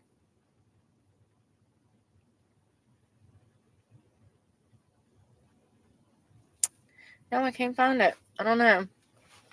Oh, I'm so stressed out. Let's see.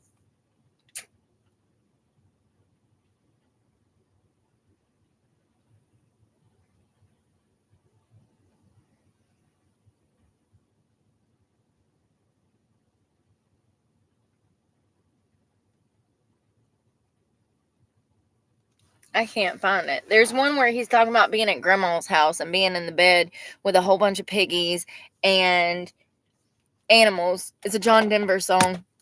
Was that the 60s? Yes. Y'all don't know it? Y'all gotta know it. Everybody knows that song. I thought he was in the 70s, maybe. Yeah, she is, I think. Or somebody's from Ireland, too. Scotland, Ireland in the house, the UK, a lot of UK.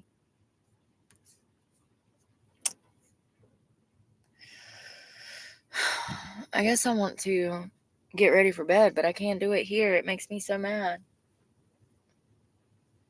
I need Wi-Fi first thing in the morning.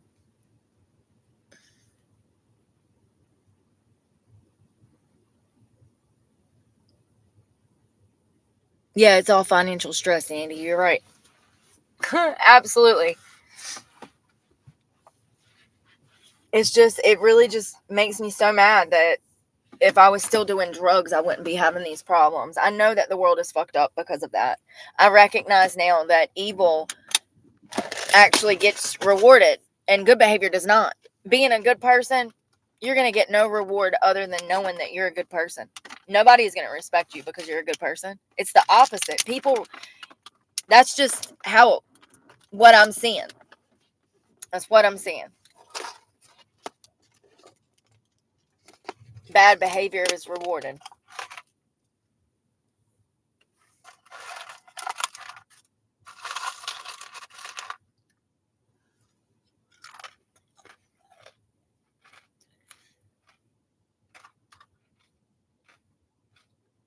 The higher you go, the more evil they are too.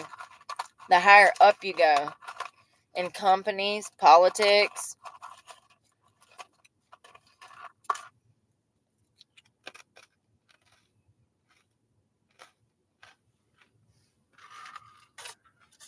Well, it looks like it stopped now.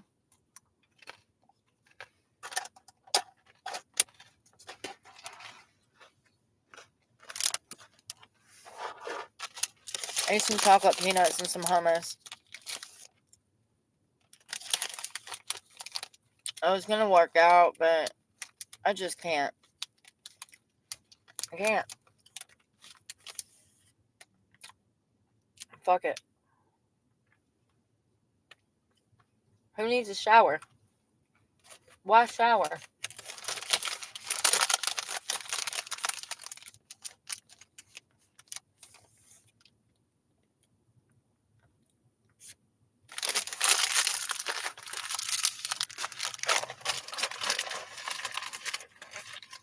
Duck it.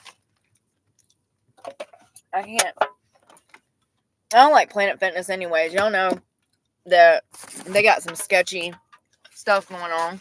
I saw a 6-year-old little boy in there working out yesterday. Had to have been. When I say that he was less than 3 feet tall.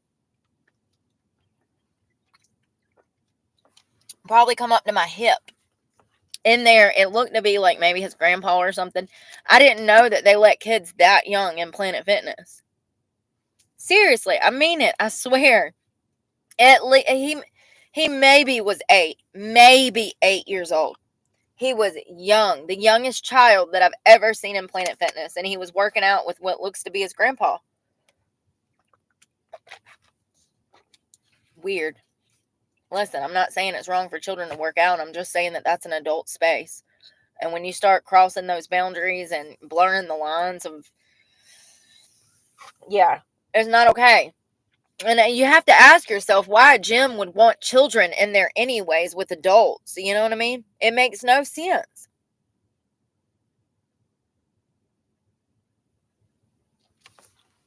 Not to me, but then again, I'm not brainwashed by the left. So,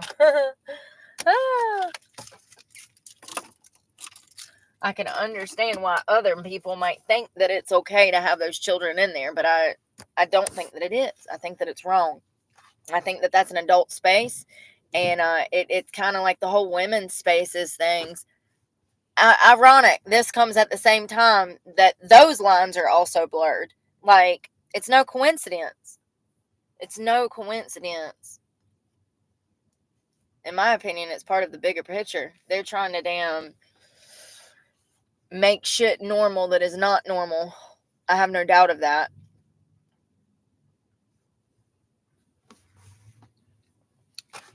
I'm about to go to bed. Yeah, I know. Yeah, I am gonna be. I'm stressed. I said that I'm like turning into mania. I can feel it coming. I could feel it last week. Mentally, last week, I was like, I was starting to get depressed. And usually when that happens, the mania follows after. It's depression and mania go hand in hand. So usually when I get an depressive episode, I get mania, I get stressed out financially. Then I go into the gym and I can't even wash my ass because I don't have the money, That does something to a person internally. It takes you to a state of crisis and distress. I'm absolutely going through mania. I'm about to be. I can feel it. Yeah, unwind slowly. Yeah, right. Now that I know that it's the 24th and we recognize, like, today, that text message, like, now I'm going to be scared to even leave my car because technically they can repossess my car as of today, the 24th. So you add that on top of already the gym and everything else. And now this is when I like isolate and I don't even shower because I'm scared to leave my car, because I'm scared that if I go in the shower that I'm going to come out and my car is going to be gone.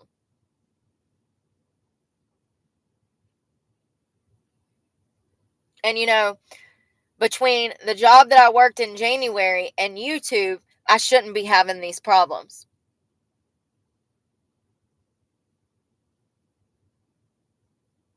It's because of other people's actions that I'm going to lose my home. 100%. It's because of other people's actions that I'm even fucking homeless. I'm sick of saying that I did this to myself when I absolutely did not. I absolutely did not. The truth is that I was kicked out of my home because I would not have sex with a man who held me hostage for almost 20 years. That's the truth. And yes, it was stupid for me to leave things in his name and not switch things over. I was living a life of crime. I didn't want things in my name at the time. So, that's how I fucked up, by trusting someone, trusting the wrong person. But when it comes down to this being my fault, this is not my fault. This is me getting clean and refusing to allow people to continue to abuse me.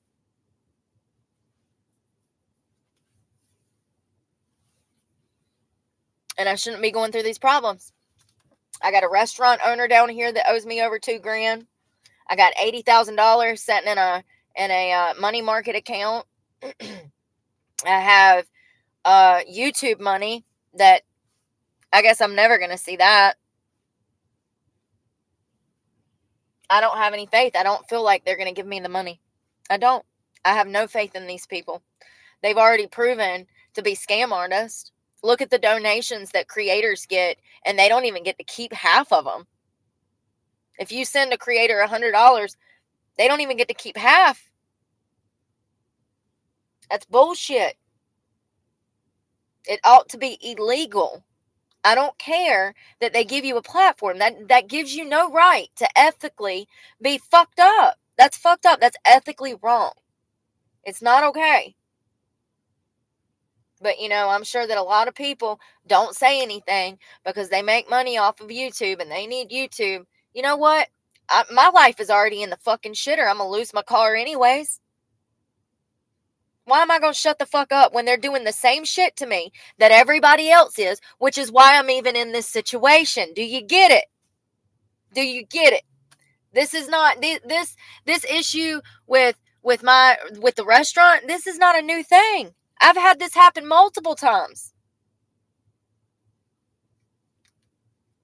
Everybody I try to work for either fucks me over, screws me over, tries to scam me, tries to sleep with me, or picks on me because I'm skinny and pretty.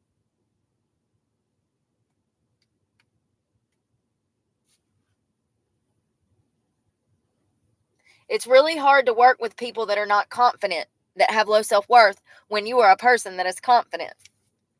People don't like that. They don't even like themselves. You know what I mean?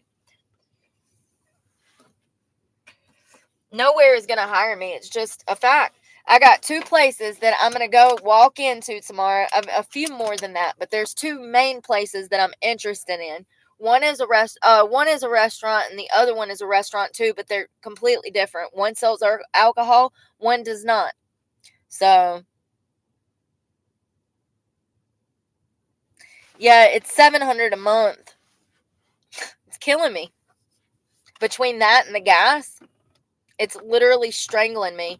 And just think, 5 years ago, 4.5 years ago, I would spend upwards of $300 a day on tar, black tar, heroin. And now I've been sober for 4 years. My life has crashed and burned. I can't find a job. Every place I go to, it's the same story. My criminal record, my criminal record, my criminal record.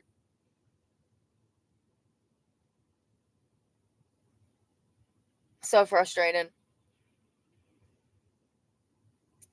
I really feel like God wants me to lose my truck. So that's, you know, honestly, like I said, I'm going to a few places tomorrow.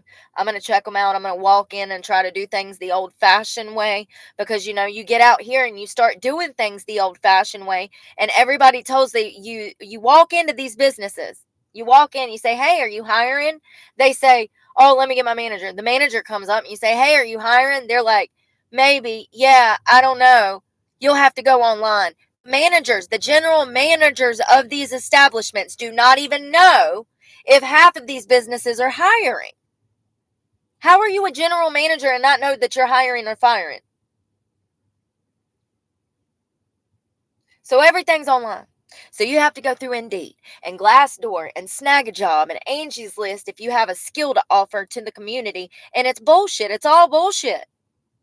I don't know how anybody gets a job anymore because I've filled out over 5,000 applications. I've done almost 500 in-person interviews, and I haven't heard one positive thing. And more often than not, I feel like the interviewer is only interviewing me to find out about my criminal past, to be nosy. When I'm an open book, any crime that I've ever committed, I've told you guys about. So, it's just crazy how they hold it against me. And here's the thing.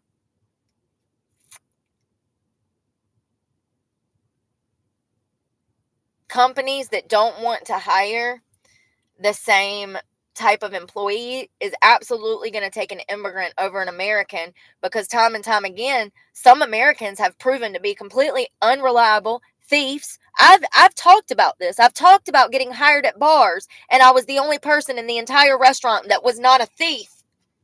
I worked at one bar where the girl running the place was stealing upwards of $50,000 a year in merchandise, liquor, beer, all kinds of beer and wine. I worked at a winery where she was probably having upwards of $50,000 a year being stolen right under her nose, and she knew it. She didn't even care.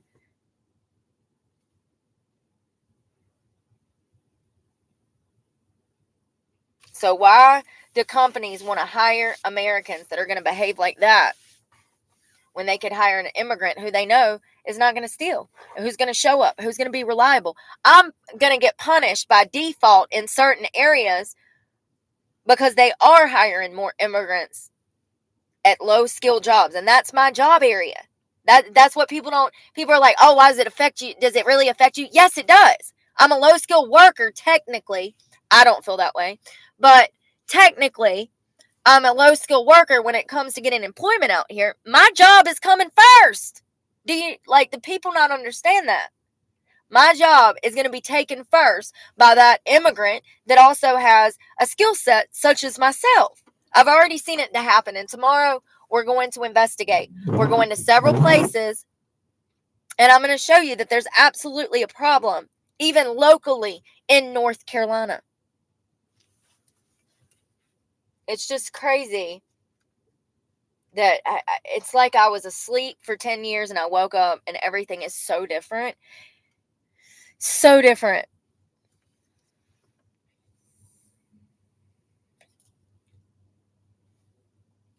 I don't pay the truck person. It's in my name. I finance through Alley Financial. I pay a financial institution. I have to pay with a debit card, credit card. But I don't want your money. Thank you. I don't want your money. I want YouTube to pay me what they owe me. That's never going to happen. I want the people that stole money from me at the restaurant, never paid me the tips that was left to me by customers that I waited on. I want that money. I also want money for the pain and suffering and the mental distress that I'm currently, and the financial distress that I'm currently going through still over this. They never paid me my checks. So I have a lawsuit pending against them. We go to court like October 6th or something. And yeah, hopefully a judge, I'm going to take all these financial records and I'm going to say, look, this is what these people have done.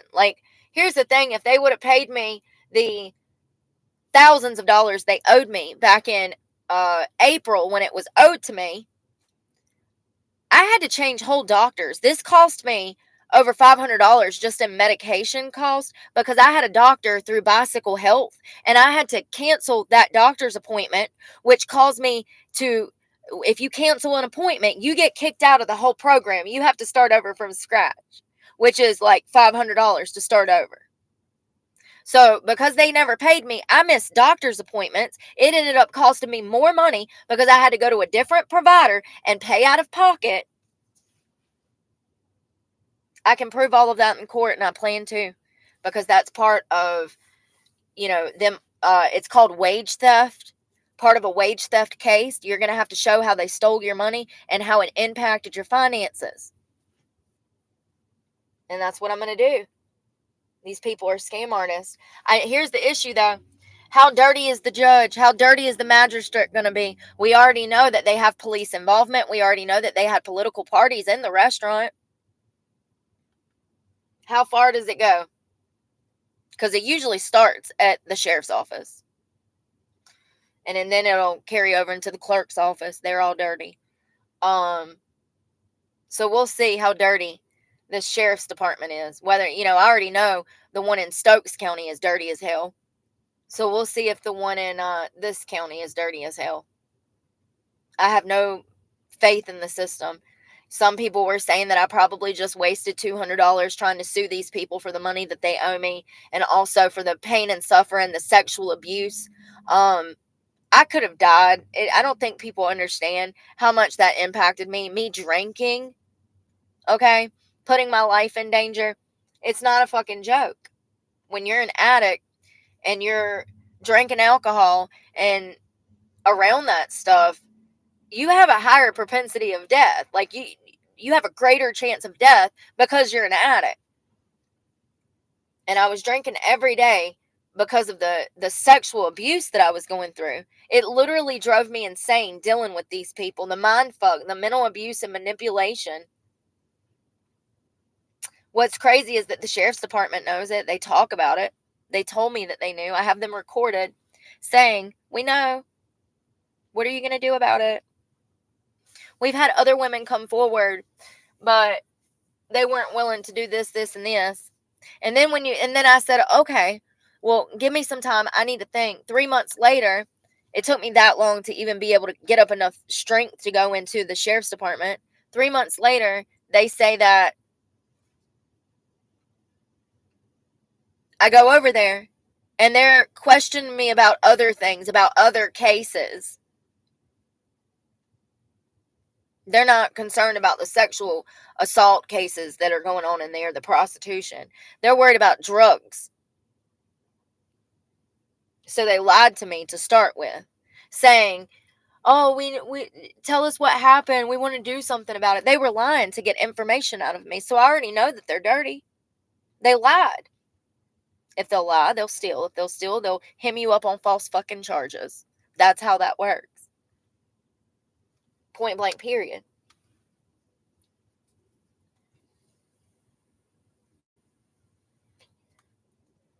If they have it in their soul to be able to lie to my face, they have it in their soul to be a dirty cop.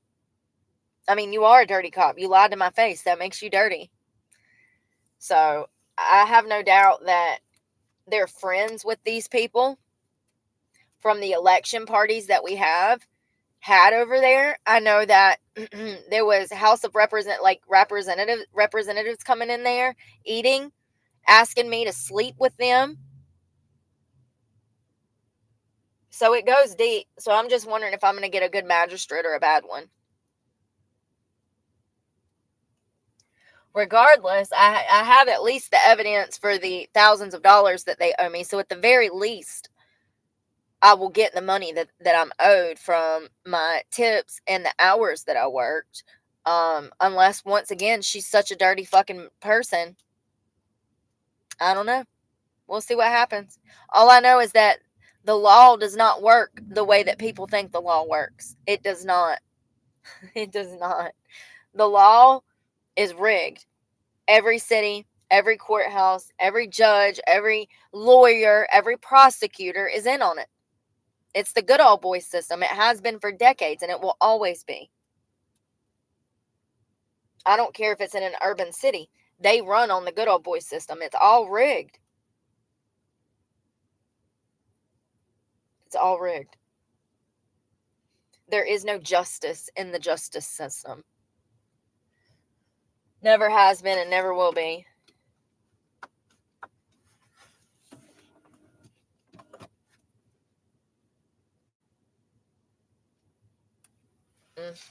I guess I'm going to bed, y'all. Police are allowed to lie in America. They are.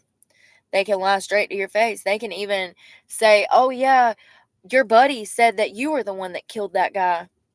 They can. It's legal.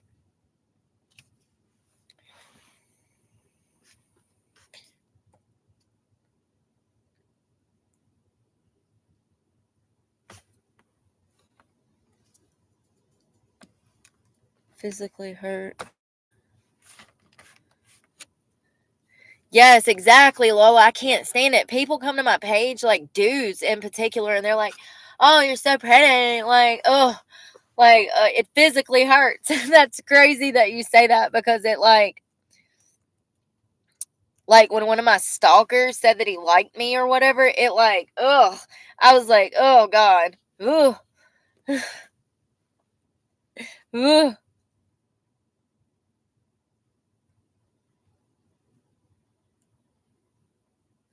What kind of bowl are we talking about? Like a dish bowl or like what kind of bowl is it? Can I hit it? I mean, can I hold it? Oh. Yeah, it's a magistrate. You're right. Yeah, I keep getting them. Yeah. So lawsuits under 10 are going to go in front of a magistrate. Lawsuits over that, you have to have an attorney to help represent you, and they go in front of a judge. And here's the thing. That's what I'm saying. I just don't have any faith in the system. The last magistrate that I went in front of completely ignored evidence that clearly was already on the record. But instead of doing her job and pulling that record and looking at the evidence, just like the cops in the Walmart parking lot that didn't want to go pull the surveillance footage and look at it, like, I wasn't expecting them to, but I mean, it is like your job. So if you're there to investigate something, why don't you investigate something instead of standing around with your thumbs up your ass yelling at me? I don't understand why you would get into a place of a position like that and not want to do your job. It should excite you going to investigate something if you're a magistrate. It should excite you to do your job.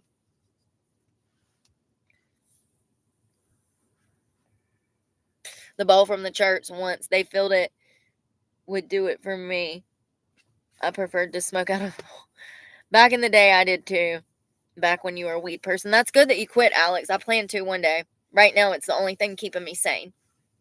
And I would prefer that over Xanax. They keep trying to give me Xanax. They keep bringing it up. And matter of fact, I told Stephanie today, I said, if you mention it again, I'm going to fire you. I'm done. I'm so done. If one more person mentions Xanax to me, I'm reporting everybody to some board. I can promise you that. I'm over it. There is no reason on God's green earth why any medical provider should be offering me Xanax. I almost killed 2 people on Xanax. I stabbed them, knocked their teeth down their throat, literally. 4 of them, 4 front teeth. That's me on Xanax. And every time I go to a medical professional, my therapist today, Stephanie, they keep trying to offer me Xanax. I went to UNC Chapel Hill. I was going through a bout of mania. It actually stemmed from betrayal trauma. And you would think that medical professionals would know what to prescribe me with and what not to prescribe me with, given the fact that I'm an addict, that I've been sober off of heroin for 4 years. Heroin was my drug of choice. They keep trying to put me on Xanax. It's just, I told her, I said, if you bring up medication again, I'm going to find another therapist. I'm going to have to, because you're working against me here.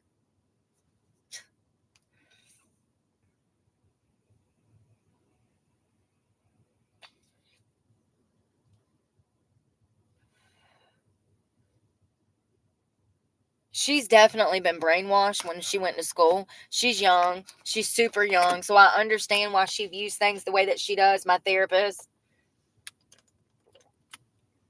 But when you're working with a patient as old as I am, mature, you need to listen to what your patient is telling you. I understand that you think you know everything, but you're only 25 years old at the end of the day.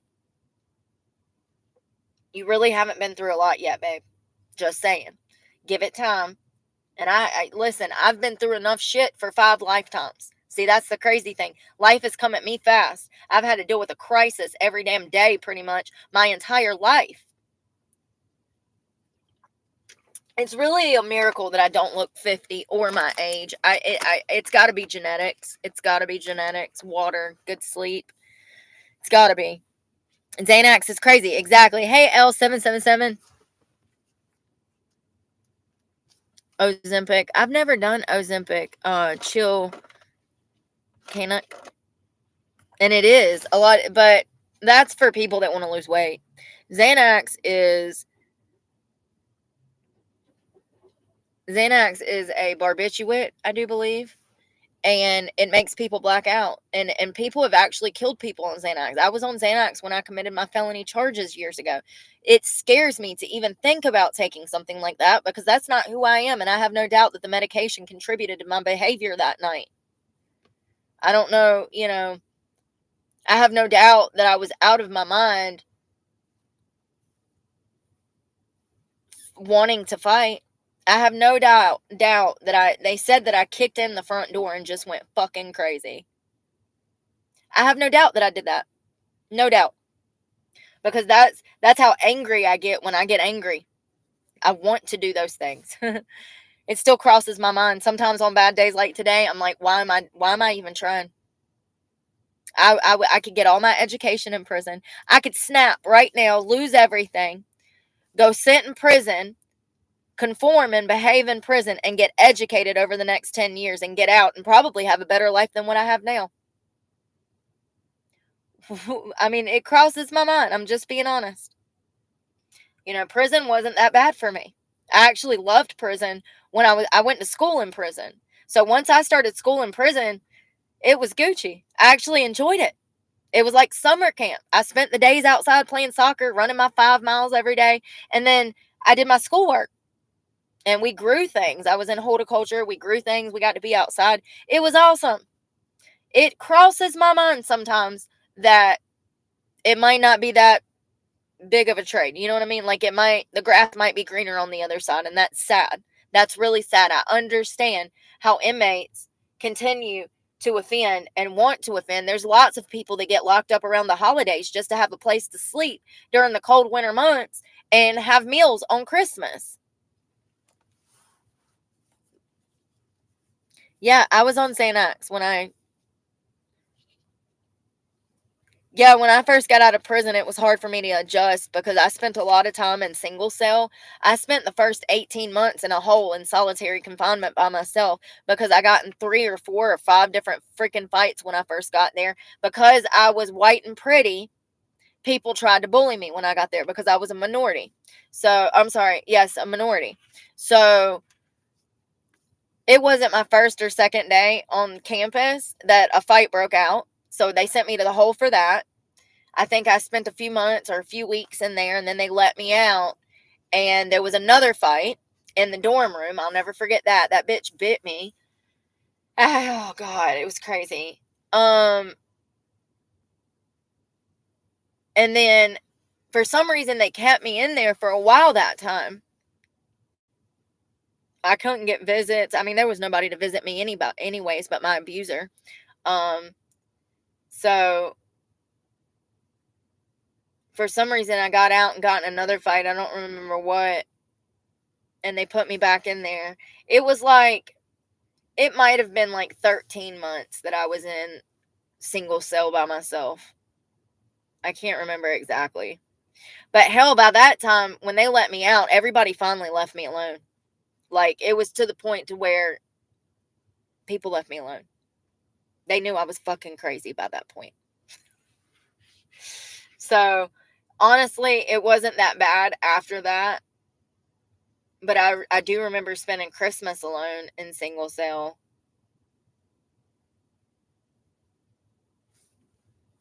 It's sad that I would rather be there just to get an education so that I can do what I need to do. I mean, it would definitely fast track me. I wouldn't have the cost of bills. I wouldn't have gas. I wouldn't have, all of these damn expenses. I would save all my money. I mean, any money that I got, I'd save on food. And I can work and earn money and then educate me for free.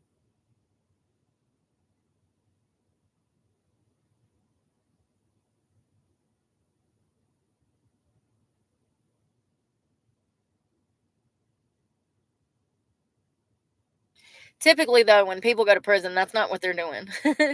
They're going just to be lazy. Like, seriously, to get accommodations if they're homeless and stuff. That's really sad. But also, career criminals, it's normal to them. Like, there's groups of people in prison that hang out together that know each other. Yes, I've applied to a bunch of call centers. Not only have I applied to call centers, but I've also applied for collections, dozens of positions. First of all, I feel like there's a prejudice against me because of my accent. I could clean it up and talk like I do have a phone voice, and I try to use it during my interviews, but I can notice, I don't know. I can notice that they don't think that I'm good for the position. One of them was what's that company? LabCorp. My mother used to work at LabCorp. That's how she got her start before she started working in an attorney's office. And I've interviewed there before. They wouldn't hire me back when I was like 18 or 19 because I had a destruction of property charge on my record. Let me tell you what this destruction of property was from. I was 17 or 6. I don't remember. I don't remember how old I was. I was living in an independent living facility with it's like a group home, and they have social workers that oversee everything. And by the way, they treat you like shit. I just want to say that the majority of social workers that work in these independent living facilities, they're abusers. So anyways, I was living in this like facility, and it was an apartment, and it was in Kernersville at the Pine View Apartments, I do believe. And I was working at Sonic, and I wanted to hang out with my friends, so I snuck out. Well, there was a back door in my bedroom, and what I did was take the lock off the door, and it broke the lock. I didn't know it broke it, but I guess when I took it apart, they were too stupid to put it back together, so they just said it was broke. It was one of those bolt locks. I unscrewed it and I pulled it apart, and then I pulled the long piece that would like go into the door jamb. I pulled it through. I don't even know how to explain it. If you could have probably put it back together, but they charged me with destruction of property anyways. First of all, I want to say that when I left that night, I ended up getting raped at a party. Your friends ain't your fucking friends, let me tell you, honey. So when my friend brought me back the next day, my parents actually showed up and were pissed.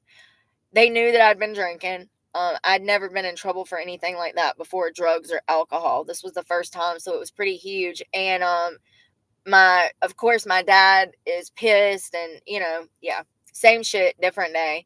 And the cops came and arrested me for destruction of property over this door. And I do believe, still to this day, it's on my fucking record. How stupid.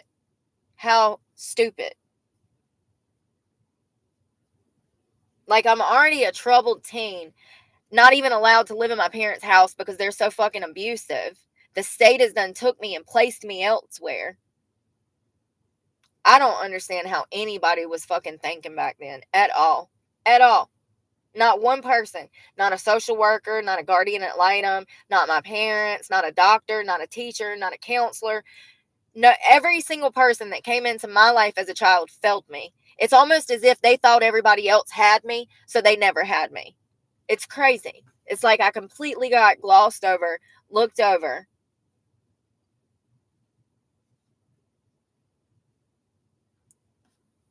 I don't understand why they didn't make my parents take drug tests back then. I really don't. Because I really would love to see my stepfather's urine analysis. I swear to God, that son of a bitch had to have a drug problem. It'll never make sense where our money went.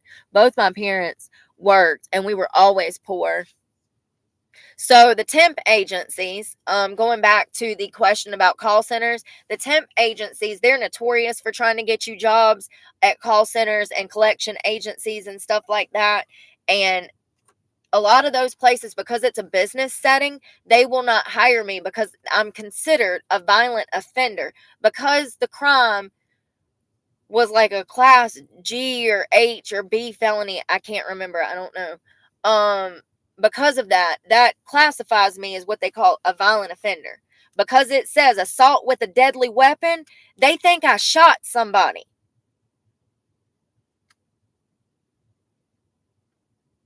And actually, if you look up my full back, like if you do a nationwide background search, it should say assault with a deadly weapon inflicting serious injury with intent to kill.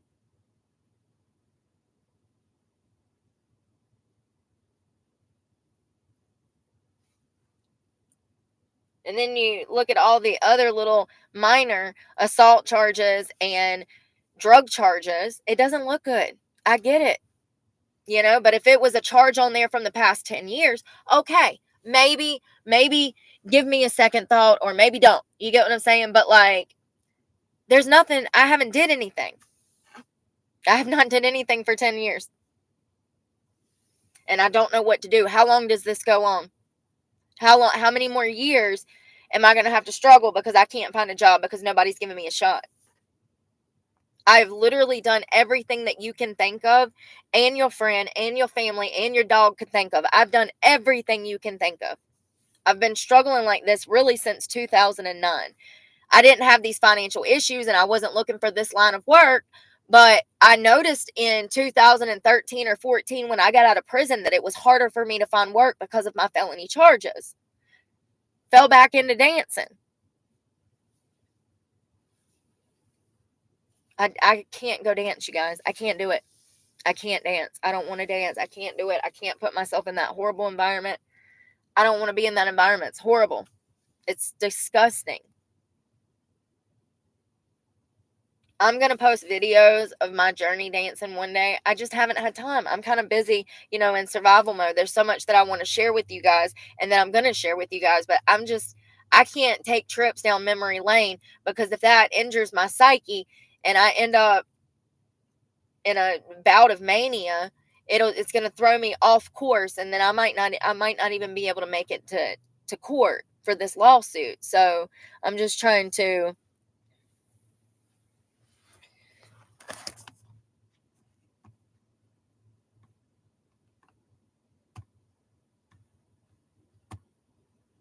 And it's actually been around 42,000 that I've spent. So what I did is when I first moved out of my house in October, I immediately started looking for work. I think you guys were with me. Y'all went all over South Carolina, Georgia, and Florida with me looking for work.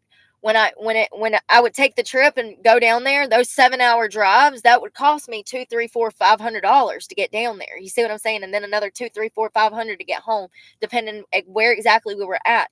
Also, any money for food, that's what I'm talking about. That includes, I said, it includes accommodations.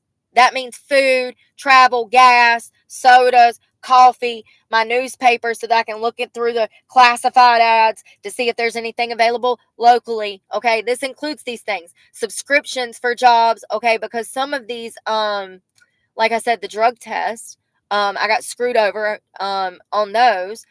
That's in that money. It's been little things. If I needed a quart of oil, I added that to the total of what I was spending looking for work. So that's really a year of expenses if you really think about it. Do you get what I'm saying? It's a year of expenses. I don't know how to explain it other than that. I will say that over half of that money went to gas this year. It's crazy how much gas I've been through. And recently we haven't been traveling and I've been saving on gas, but still, it's still $200 to $400 or $500 a week. Like, how, with me just sitting, is it that much? The heat, that's how. Having to run the damn car 8 hours a day.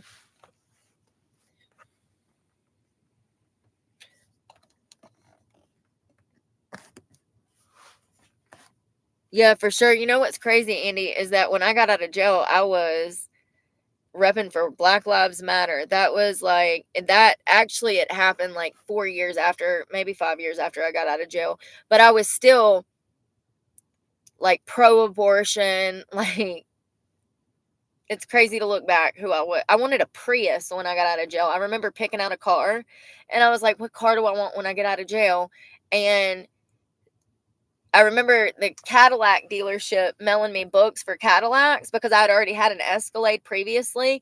And so I'm like, maybe I'll get another Cadillac. Maybe I'll get this. Maybe I'll get that. So I was picking out a car and I remember I saw a Prius and I heard that it was good for the environment. This would have been like 2011 or 2012 when they were coming out, if I'm not mistaken. They were getting popular then. Anyways, I can't remember. I just remember that I saw a Prius in a magazine and I said, that's what I'm going to get. And I read an article on the EVs. Look at me now. It's literally the complete opposite. It's so crazy how life, like, you flip flop, man. Somebody said that everybody's born a Democrat. You become a Republican when you grow up or something, or no, you become a Republican when you start paying taxes or something. There's like a quote there. Yeah, I've looked into moving to another city. That's what I'm saying. I went to Florida. I went to um Jacksonville, Florida.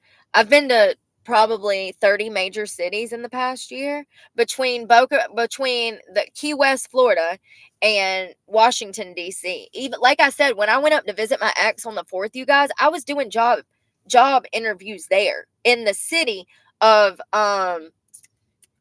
Culpeper. In the city of Culpeper.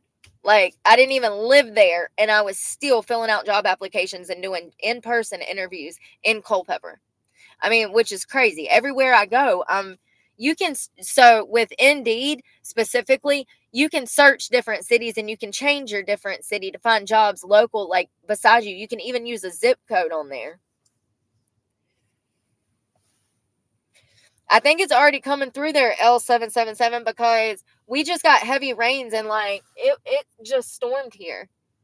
It just stormed here. So there's already weather that's been coming through. There was one last week, Helene. What was it? Helen? No. What was the hurricane last week? It started with the H. Maybe it didn't. Was it Helen? Helena? I don't remember. It just come through here. It hit South Carolina and came up up in the Piedmont area.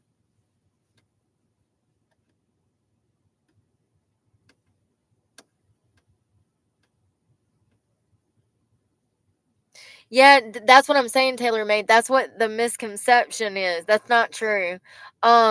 With 30,000 subs, so you make money off of views, and they actually give you, it's called like a CPM or a CRM, and that's your niche. Your that's what your genre of videos is. Like somebody like that does true crime, they might pay $11 per 1,000 views, that's how it works. But that's a high CRM, like, or CRP, whatever the hell it's called. It's called a CRM something. I don't know. It's your pay rate. That's your pay rate. Imagine that as your like hourly wage. Okay. Um,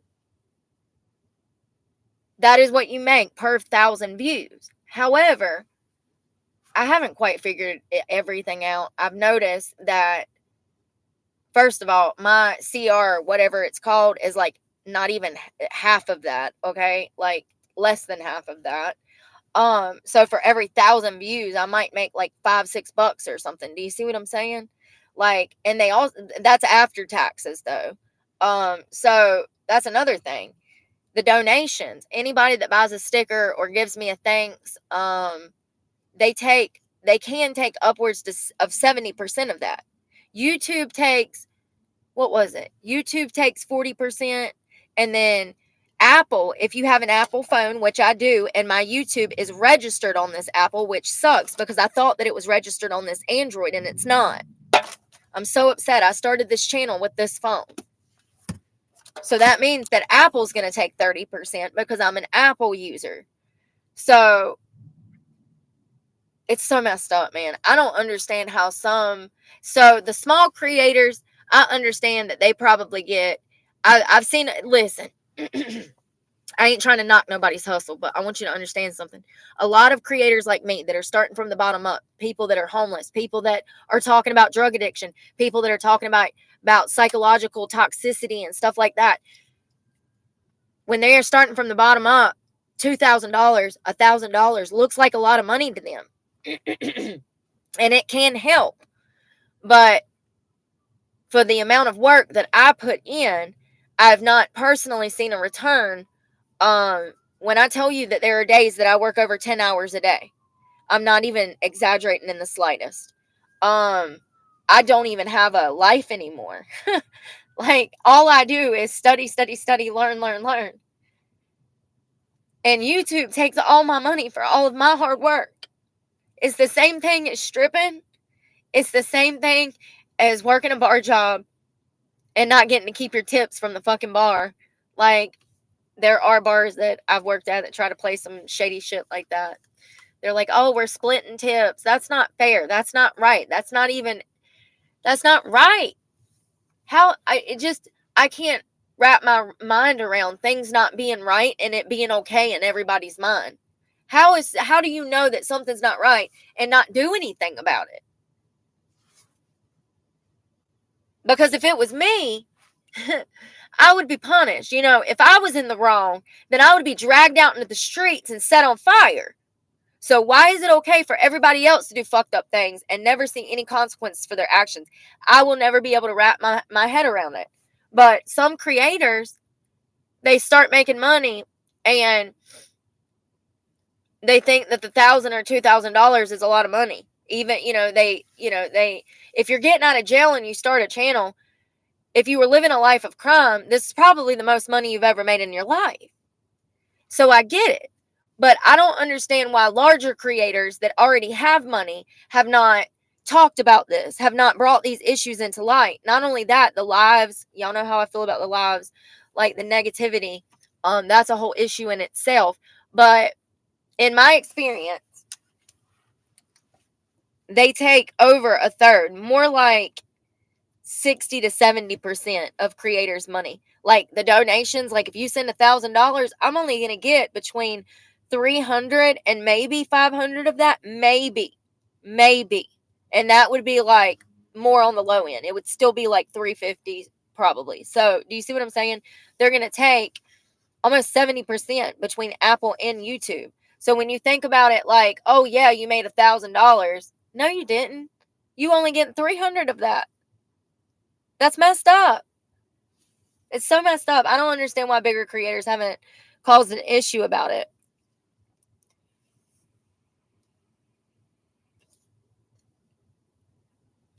Oh, thanks, Toby. I don't understand why they don't. Hell, if they boycotted the platform, they wouldn't eat for the month. Most people, even YouTube creators, a lot of them are living paycheck hand to mouth too. But also, other people have a better opportunity at getting brand deals. It's going to be hard for me to get brand deals because of the type of stuff that I talk about. I'm automatically going to be written off as transphobic and racist because I talk about issues that are concerning, and a lot of people don't want to associate themselves with me, and I understand that, and that's why I have made no attempt to even look into brand deals. The only people that I emailed was the satellite people, the wireless internet people, because I was hoping that maybe, for some kind of exchange that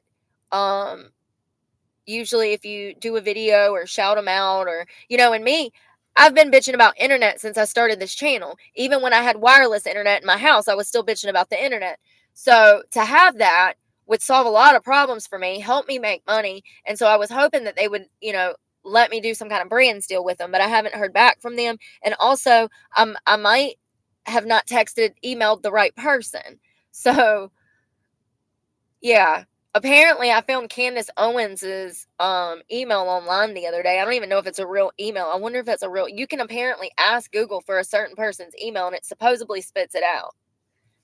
There's certain creators that once I get my shit together and I don't have the stress of bills on my shoulders, I would absolutely like to get with certain creators like Michael Knowles or certain people to talk about my story and talk about how easily influenced and coerced the younger generation is going to be into sex work, because it's a huge problem.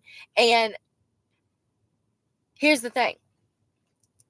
If you are working in sex work and you are also doing drugs, that means that you are uncomfortable with what you're doing. The reason that you are drinking and drugging is because you cannot psychologically handle what you're doing to yourself.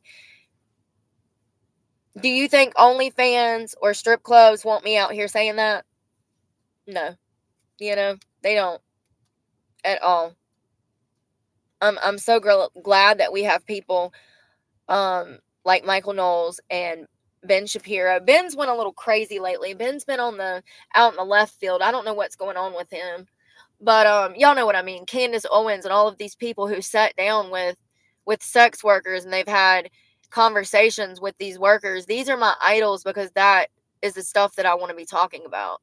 It's the stuff that matters.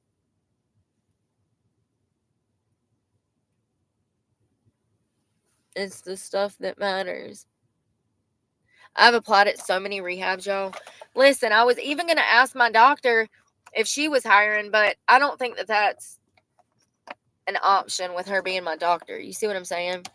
There's a lot of inpatient. Well, there's one inpatient facility down in Chapel Hill, but I don't qualify there. They make you have some kind of, I think it's like a 6-month or maybe it's a 6-week certification or something. I don't know what it is, but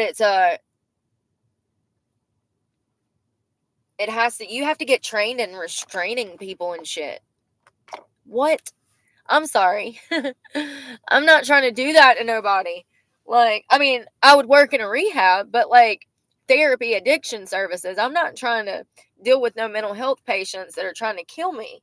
Okay? Like, what? Yeah. Apparently they still restrain people.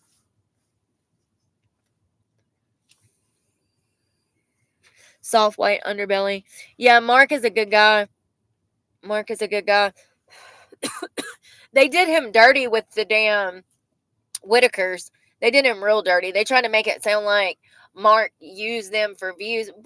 And when I heard this, me as a content creator, knowing what content creators make, I was like, Mark didn't make no money off of that. The flight just to go see them in West Virginia. Were they from West Virginia? I'm sorry. If you don't know who the Whitakers were, they're a family of inbred people. It's really sad, actually. I don't know if it was the mother and the sister. Somebody help me out here. Somebody help me out. Do y'all know?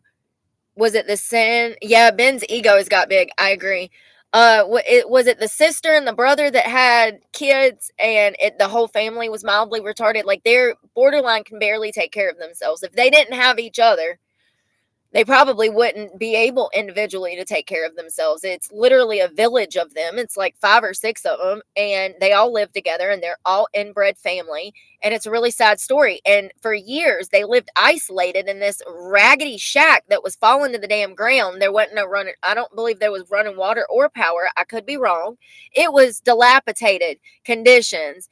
And Mark went out there and got to know these people. He had to like actually go through townspeople that was guarding their house. Okay. He had to like get to know townspeople to even be allowed to meet these people, because the press so many years ago would harass them. People were mean to them and bullied them and went out there and would torment them, which is so messed up. But Mark went out there and finally got to interview them and broadcasted it on YouTube, and it got millions of views. The video has millions and millions of views. Let's see, probably I would say around 80, but 80 million. I could be wrong. Now, if it does have that many views, then he probably made some money, but he also got donations for these people. He also got funding for them to be able to upgrade their house, fix things that were broken, buy groceries. He was flying out there too. Do y'all know how expensive flights are? Like, come on, man. I don't know. I think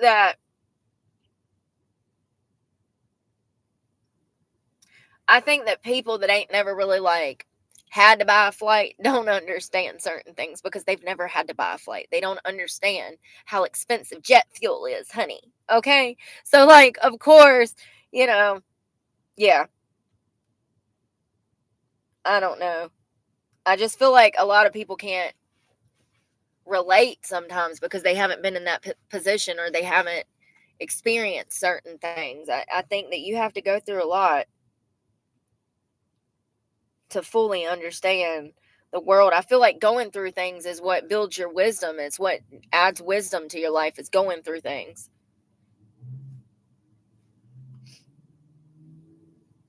So 43 million views. So he probably, and that was 4 years ago. He probably did make money off of that, but this is his channel and this is what he set out to do. He wanted to talk about these seedier, more taboo life stories. And I think that Mark deep down is a good guy who's helped these people and wanted to continue to help these people. 6 months ago, it looks like Mark spoke out about this issue 6 months ago. It says that it's talking about the Whitakers, and it's talking about a GoFundMe, the problem with social media. And this is when he addresses, I watched a lot of this. This is when he addresses that, the misconception that he's made all this money and that he was using these people, and he just addresses these issues. It looks like he has one that had 10 million views, another one that has 8.5 million views. Everything he posts with the Whitakers does get tons, millions of views. Oh, there was one. Oh, one of the guy, Ray Whitaker, passed away 2 months ago. That's sad. Sorry. That's how you find my channel, Debbie. I might be kin to them. Don't be playing. No, that's probably not what you meant, but that's how I took it. Y'all, I think I needed to hit that weed pen. I feel better. Where'd it go? I haven't hit it all day. I'm weaning myself off of it because I want to quit, but like, honestly, maybe I need to chill. See, that's another thing, Tabby. He has staff to pay too. I didn't even think about that. He's got to pay for their flights. Imagine if he only has one other person. That $1,200 flight round trip just turned into damn $2,400. What did I say? 1,200. Yeah, you know what I mean. Oh, well, I hope you have a good night, Lola. Sleep well tonight. You too. I am. I'm gonna settle down later.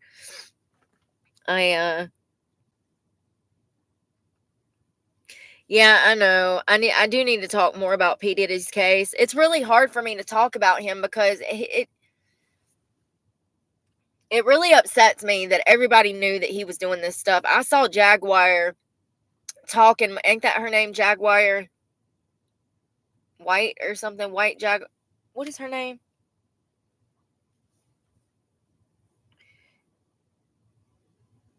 Right. Jaguar Right. I saw her talking, and she's been warning people for years. She was like Cat, and it was like she. Good night, Lola. We will see you tomorrow. Yeah, absolutely, Tabby. That's what I'm saying. It makes me angry that he sat there harming women, and that there was people that saw him attack Cassie. People could have helped her in that moment, but instead they took a payoff from him to keep their mouths shut. It makes me angry that everybody knew that he was harming people, and apparently now people are calling on the internet for Justin Bieber's story to be told. Everybody is like all of a sudden pulling up old random clips of Justin Bieber and Diddy together, and I should post some of that stuff, but it's just very disturbing. And it's also an accusation. We don't know if there's any evidence. There's no evidence to support that Puff Daddy assaulted Beaver. I mean, in my opinion, there is, because of Beaver's behavior and his drug use and his issues. Him and Selena, let's not forget that him and Selena was across town smoking crack or something that one time. Remember that? Y'all remember that? Yes, exactly. Hang with Kyle. Exactly. I feel like Justin's mama just handed him over so that he would have a career. And it's really sad, but we see that a lot in the child stardom industry, the child, what do they call it? Y'all know what I mean. The child industry when it comes to movies and shows, and Nickelodeon, notorious for that. See, yes, that's the exact video, Tabby, that I'm talking about. I've seen that posted like 20 times, and it just makes me feel so uncomfortable. There's this pit in my stomach. It makes me want to throw up because I know that something happened to Justin. And you know what? It makes me even more feel like something happened because remember when he fell into that cult, that church? He fell on like Christianity really hard after he like had this come to Jesus moment. Yeah, apparently Justin Bieber and Selena Gomez was caught on, like, y'all, when I say that it was like the very not best side of town. They were literally at a bodega in the hood. And you can tell it's video of Justin and Selena Gomez when they're like 19, maybe 20, when they were dating. You can tell that not only are they on something, but they're in that area to get something. Drugs. I mean, it's wild. Allegedly. You should see the video. I'll post a video of it one time. And I'm gonna look up those new Diddy pictures. It's a video, Kyle. Hang with Kyle. It's a video. If you look up P. Diddy with Justin Bieber, it's a video from like 11 or 14 years ago. It's when he was like short. He was like maybe in middle school. Maybe middle school. Definitely not high school. Middle school. Definitely. He's probably 12 to 14, which is middle school. So, and Diddy is saying, "Oh yeah, I've got custody of my boy Justin for the next 48 hours." And Justin is like, "Yeah, yeah." And like it looks like it honestly, in some weird way, would look normal if Diddy wasn't running his mouth. It's Diddy that's running his mouth that makes the whole scene uncomfortable, because he's talking about Justin, and he's talking about hanging out with Justin. And there's one moment that's funny because apparently Justin says, "Yeah, let's go cruising for girls." Do y'all remember that? And people have stitched that video, and it's like Diddy crying because Justin said that he wanted to go cruising for girls because apparently Diddy don't like girls. It's wild. Yeah, I think so too. I think that Diddy said too much in that video. Like he was telling us. He's done that a lot though. He has. I've seen some interviews and now they make sense. Back in the day, I was like, this dude's kind of weird. Now they make sense. There was one interview, it was with a night show host. I don't remember who. And he says some weird stuff, and it's like, it didn't make sense back then, but now it makes sense. It's like, this dude is a creeper, and everybody knew it. Yep, all the way back to Tupac. Exactly. Yep. That's why Jaguar Wright, I listened to her. Andy, she apparently worked with a bunch of rappers. This woman, Jaguar Wright, she was in a production team or worked with a bunch of rappers from back in the 90s. This lady is probably 50 years old. I mean, she's cool as she's like Cat Williams. And she's very open about everything. But apparently for decades she's been trying to tell everybody that all these people was creepy and nobody would listen. And then just like Cat Williams, when Diddy says, what did he say? You got to tell Diddy no? Like, yeah. He sold his soul to party with Diddy. I know 50 Cent, he's finally getting his day, ain't he? 1,000 bottles of baby oil. Have y'all seen that stitch? It's like Diddy with the Grammy, but now it's Diddy with the bottle of lotion. There's a video with Diddy with a bottle of lotion. It's so funny. Who, Emily? You think it was Diddy? You think Diddy is? I know that Tupac and Biggie's death. I'm sorry, not Biggie, but Diddy. You think Diddy is behind a lot of deaths?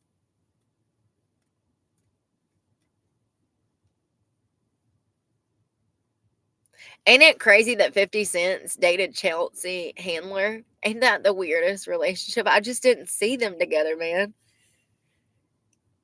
Cat Williams warned us years ago. He did. I don't know. I do know that Tupac Shakur's death and the people that he was rolling with was involved. Weren't they involved with like Suge Knight and them? I think they all know each other. Even like the East Coast and the West Coast was fucking around back in the day. They actually was all friends before they fell out. Before Biggie and Tupac fell out, they was actually friends at one point, if I'm not mistaken. Yeah, did he? Yeah, I don't know. I mean, obviously, they got enough to throw him in jail for sex trafficking.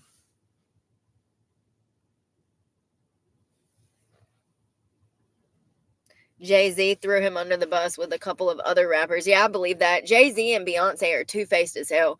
They are snakes in the grass, y'all. I see through them. They are snakes in the grass.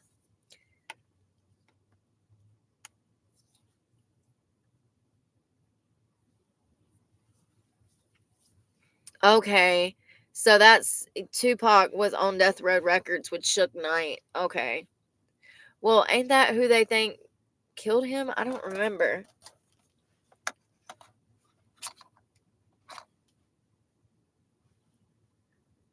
Snoop. What's going on with Snoop?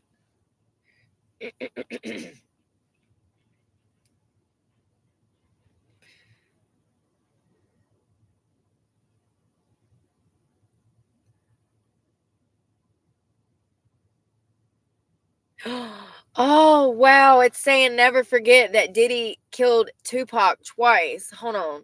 And Snoop may be involved too. What the hell? Yo. So this is a Redditor.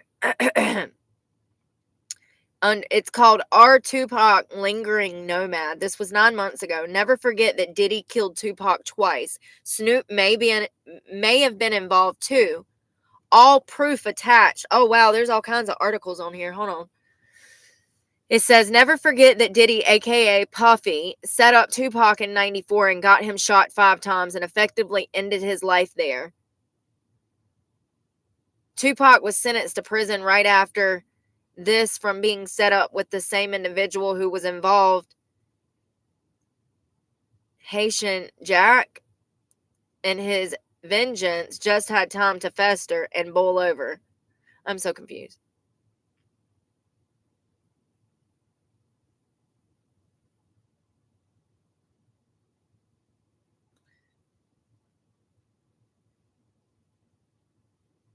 Yo, is this fake?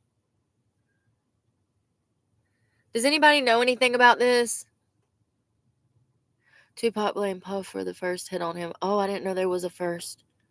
Dre was talking about them recording some freak off and he was somewhere.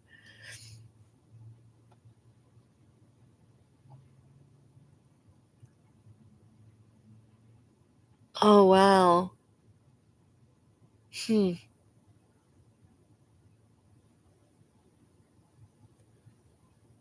Kevin Hart, he just seems like a flake to me. You know what I mean? He doesn't seem like he would have your back for real. You know what I mean?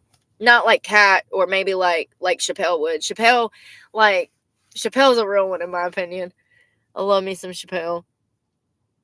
Oh, I got shot at the studio Diddy had. Wow. He took security off Biggie when he told him about leaving the record label. I don't know. So it says Pac had a bounty out on his head in 96 for $1 million. He regularly used Orlando, Keefe, and other Crisp as security for his events by giving them tickets, confirmed by a bodyguard. I've never seen a man look more guilty and slimy, as Puffy always does, than he does in the footage from that night around 025. Hold on. Oh, this is throwback footage.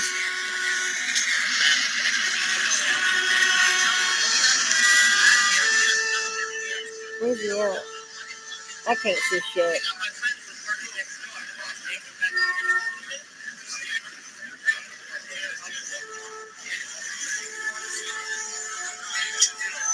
That Puffy walking into a police station.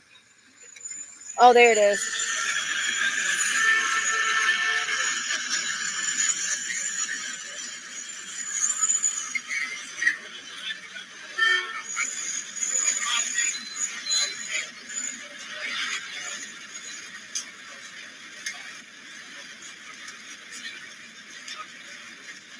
No, they didn't have the bodyguard's channel listed or his name.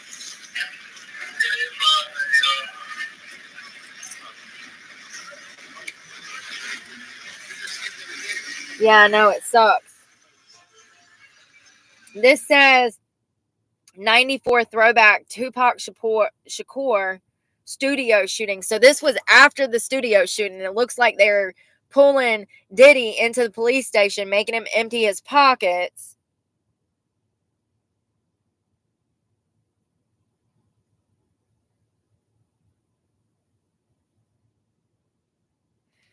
Huh.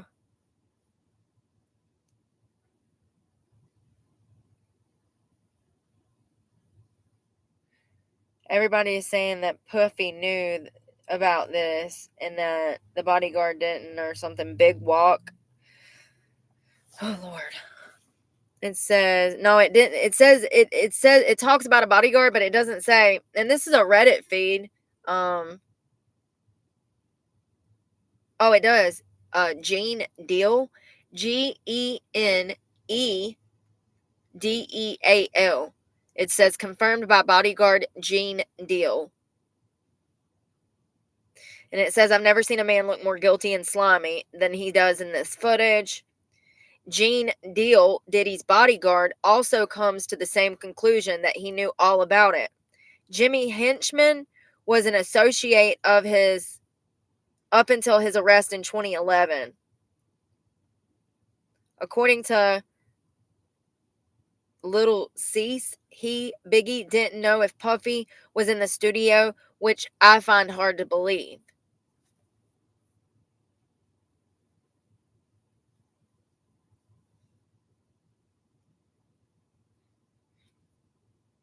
Oh, that's them leaving the police station. That was Jimmy Henchman and Puffy leaving the police station. Okay, I get it now. Snoop went on the radio while Pac was living and said Diddy and Biggie is his homeboys, even though they set up Tupac and got his trailer shot up. Their last interaction, according to Snoop, is him asking, quote, "You going to Vegas, cuz?" And Tupac shaking him off like he ain't messing with him no more. with good reason. What I tell y'all, that ain't your friend. It'd be the ones that are right next to you that'll screw you over.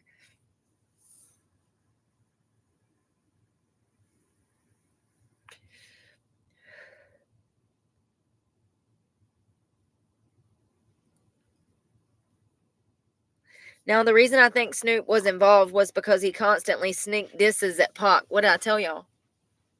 It's them little backhanded, condescending compliments or whatever, and they're not compliments; they're insults. They're trying to insult your intelligence, and they try to cut you down to size with their words and insult your intelligence. And it says he would look for any reason to diss Pac in interviews, completely lying about how Pac tried to punk Nas when it was a good exchange and conversation all in all. You know what's kind of lame about this is how juvenile this was. I can see now in my 30s why they were acting like this. These were all 20-year-old boys, you know. These were not, you know, they were iconic music. Like, I love Pac and Biggie.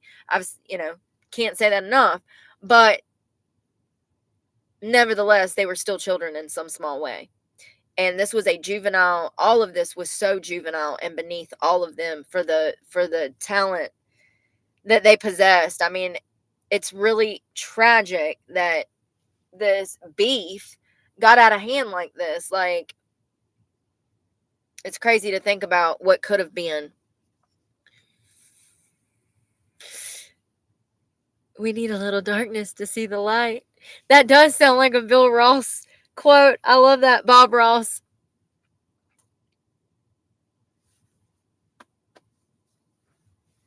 Baby oil. They can't switch on the light because their hands are all covered in baby oil. That's funny. We're going to add a little darkness over here. This is so childish. They could both still be alive. So it says Tupac also has lyrics in Holla at Me, quote, so much jealousy it scares me. Now I notice Snoop wants to suddenly work out when he could have been working out with Tupac while he was alive. He ain't working out now. Now he's a stoner.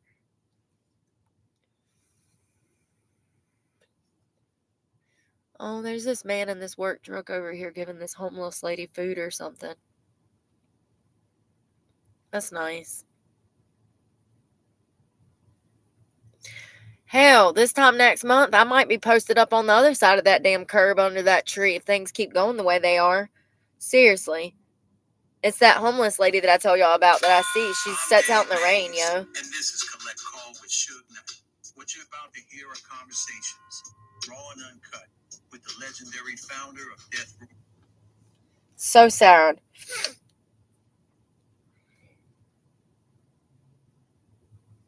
Suge also alluded to how all the attention shifted off Snoop once Tupac got on death row. So it sounds like Snoop Dogg was jealous of Tupac's success.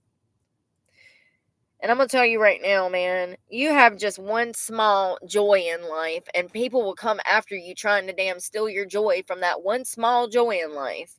Like, I can only imagine how people were hating on Tupac and his success, because that whole album is amazing. All Eyes on Me, amazing. I mean, it's a great album. I grew up on that album. That's probably what's wrong with me. Thanks, Mom and Dad.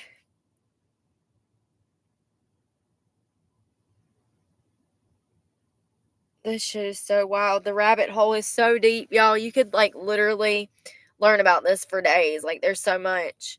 So many ins and outs. Oh, he owns it now? Wild! My mind. Oh, my God. Biggie's contract was up with Diddy. You think Diddy was messing with Biggie?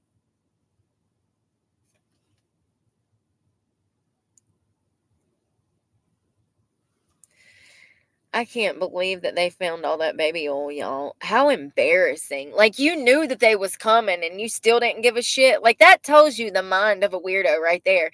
He knew that he was being investigated for all of these horrible things. You would think that a normal person would throw the baby oil away. But no, not him. Sounds like he was stocking up on it.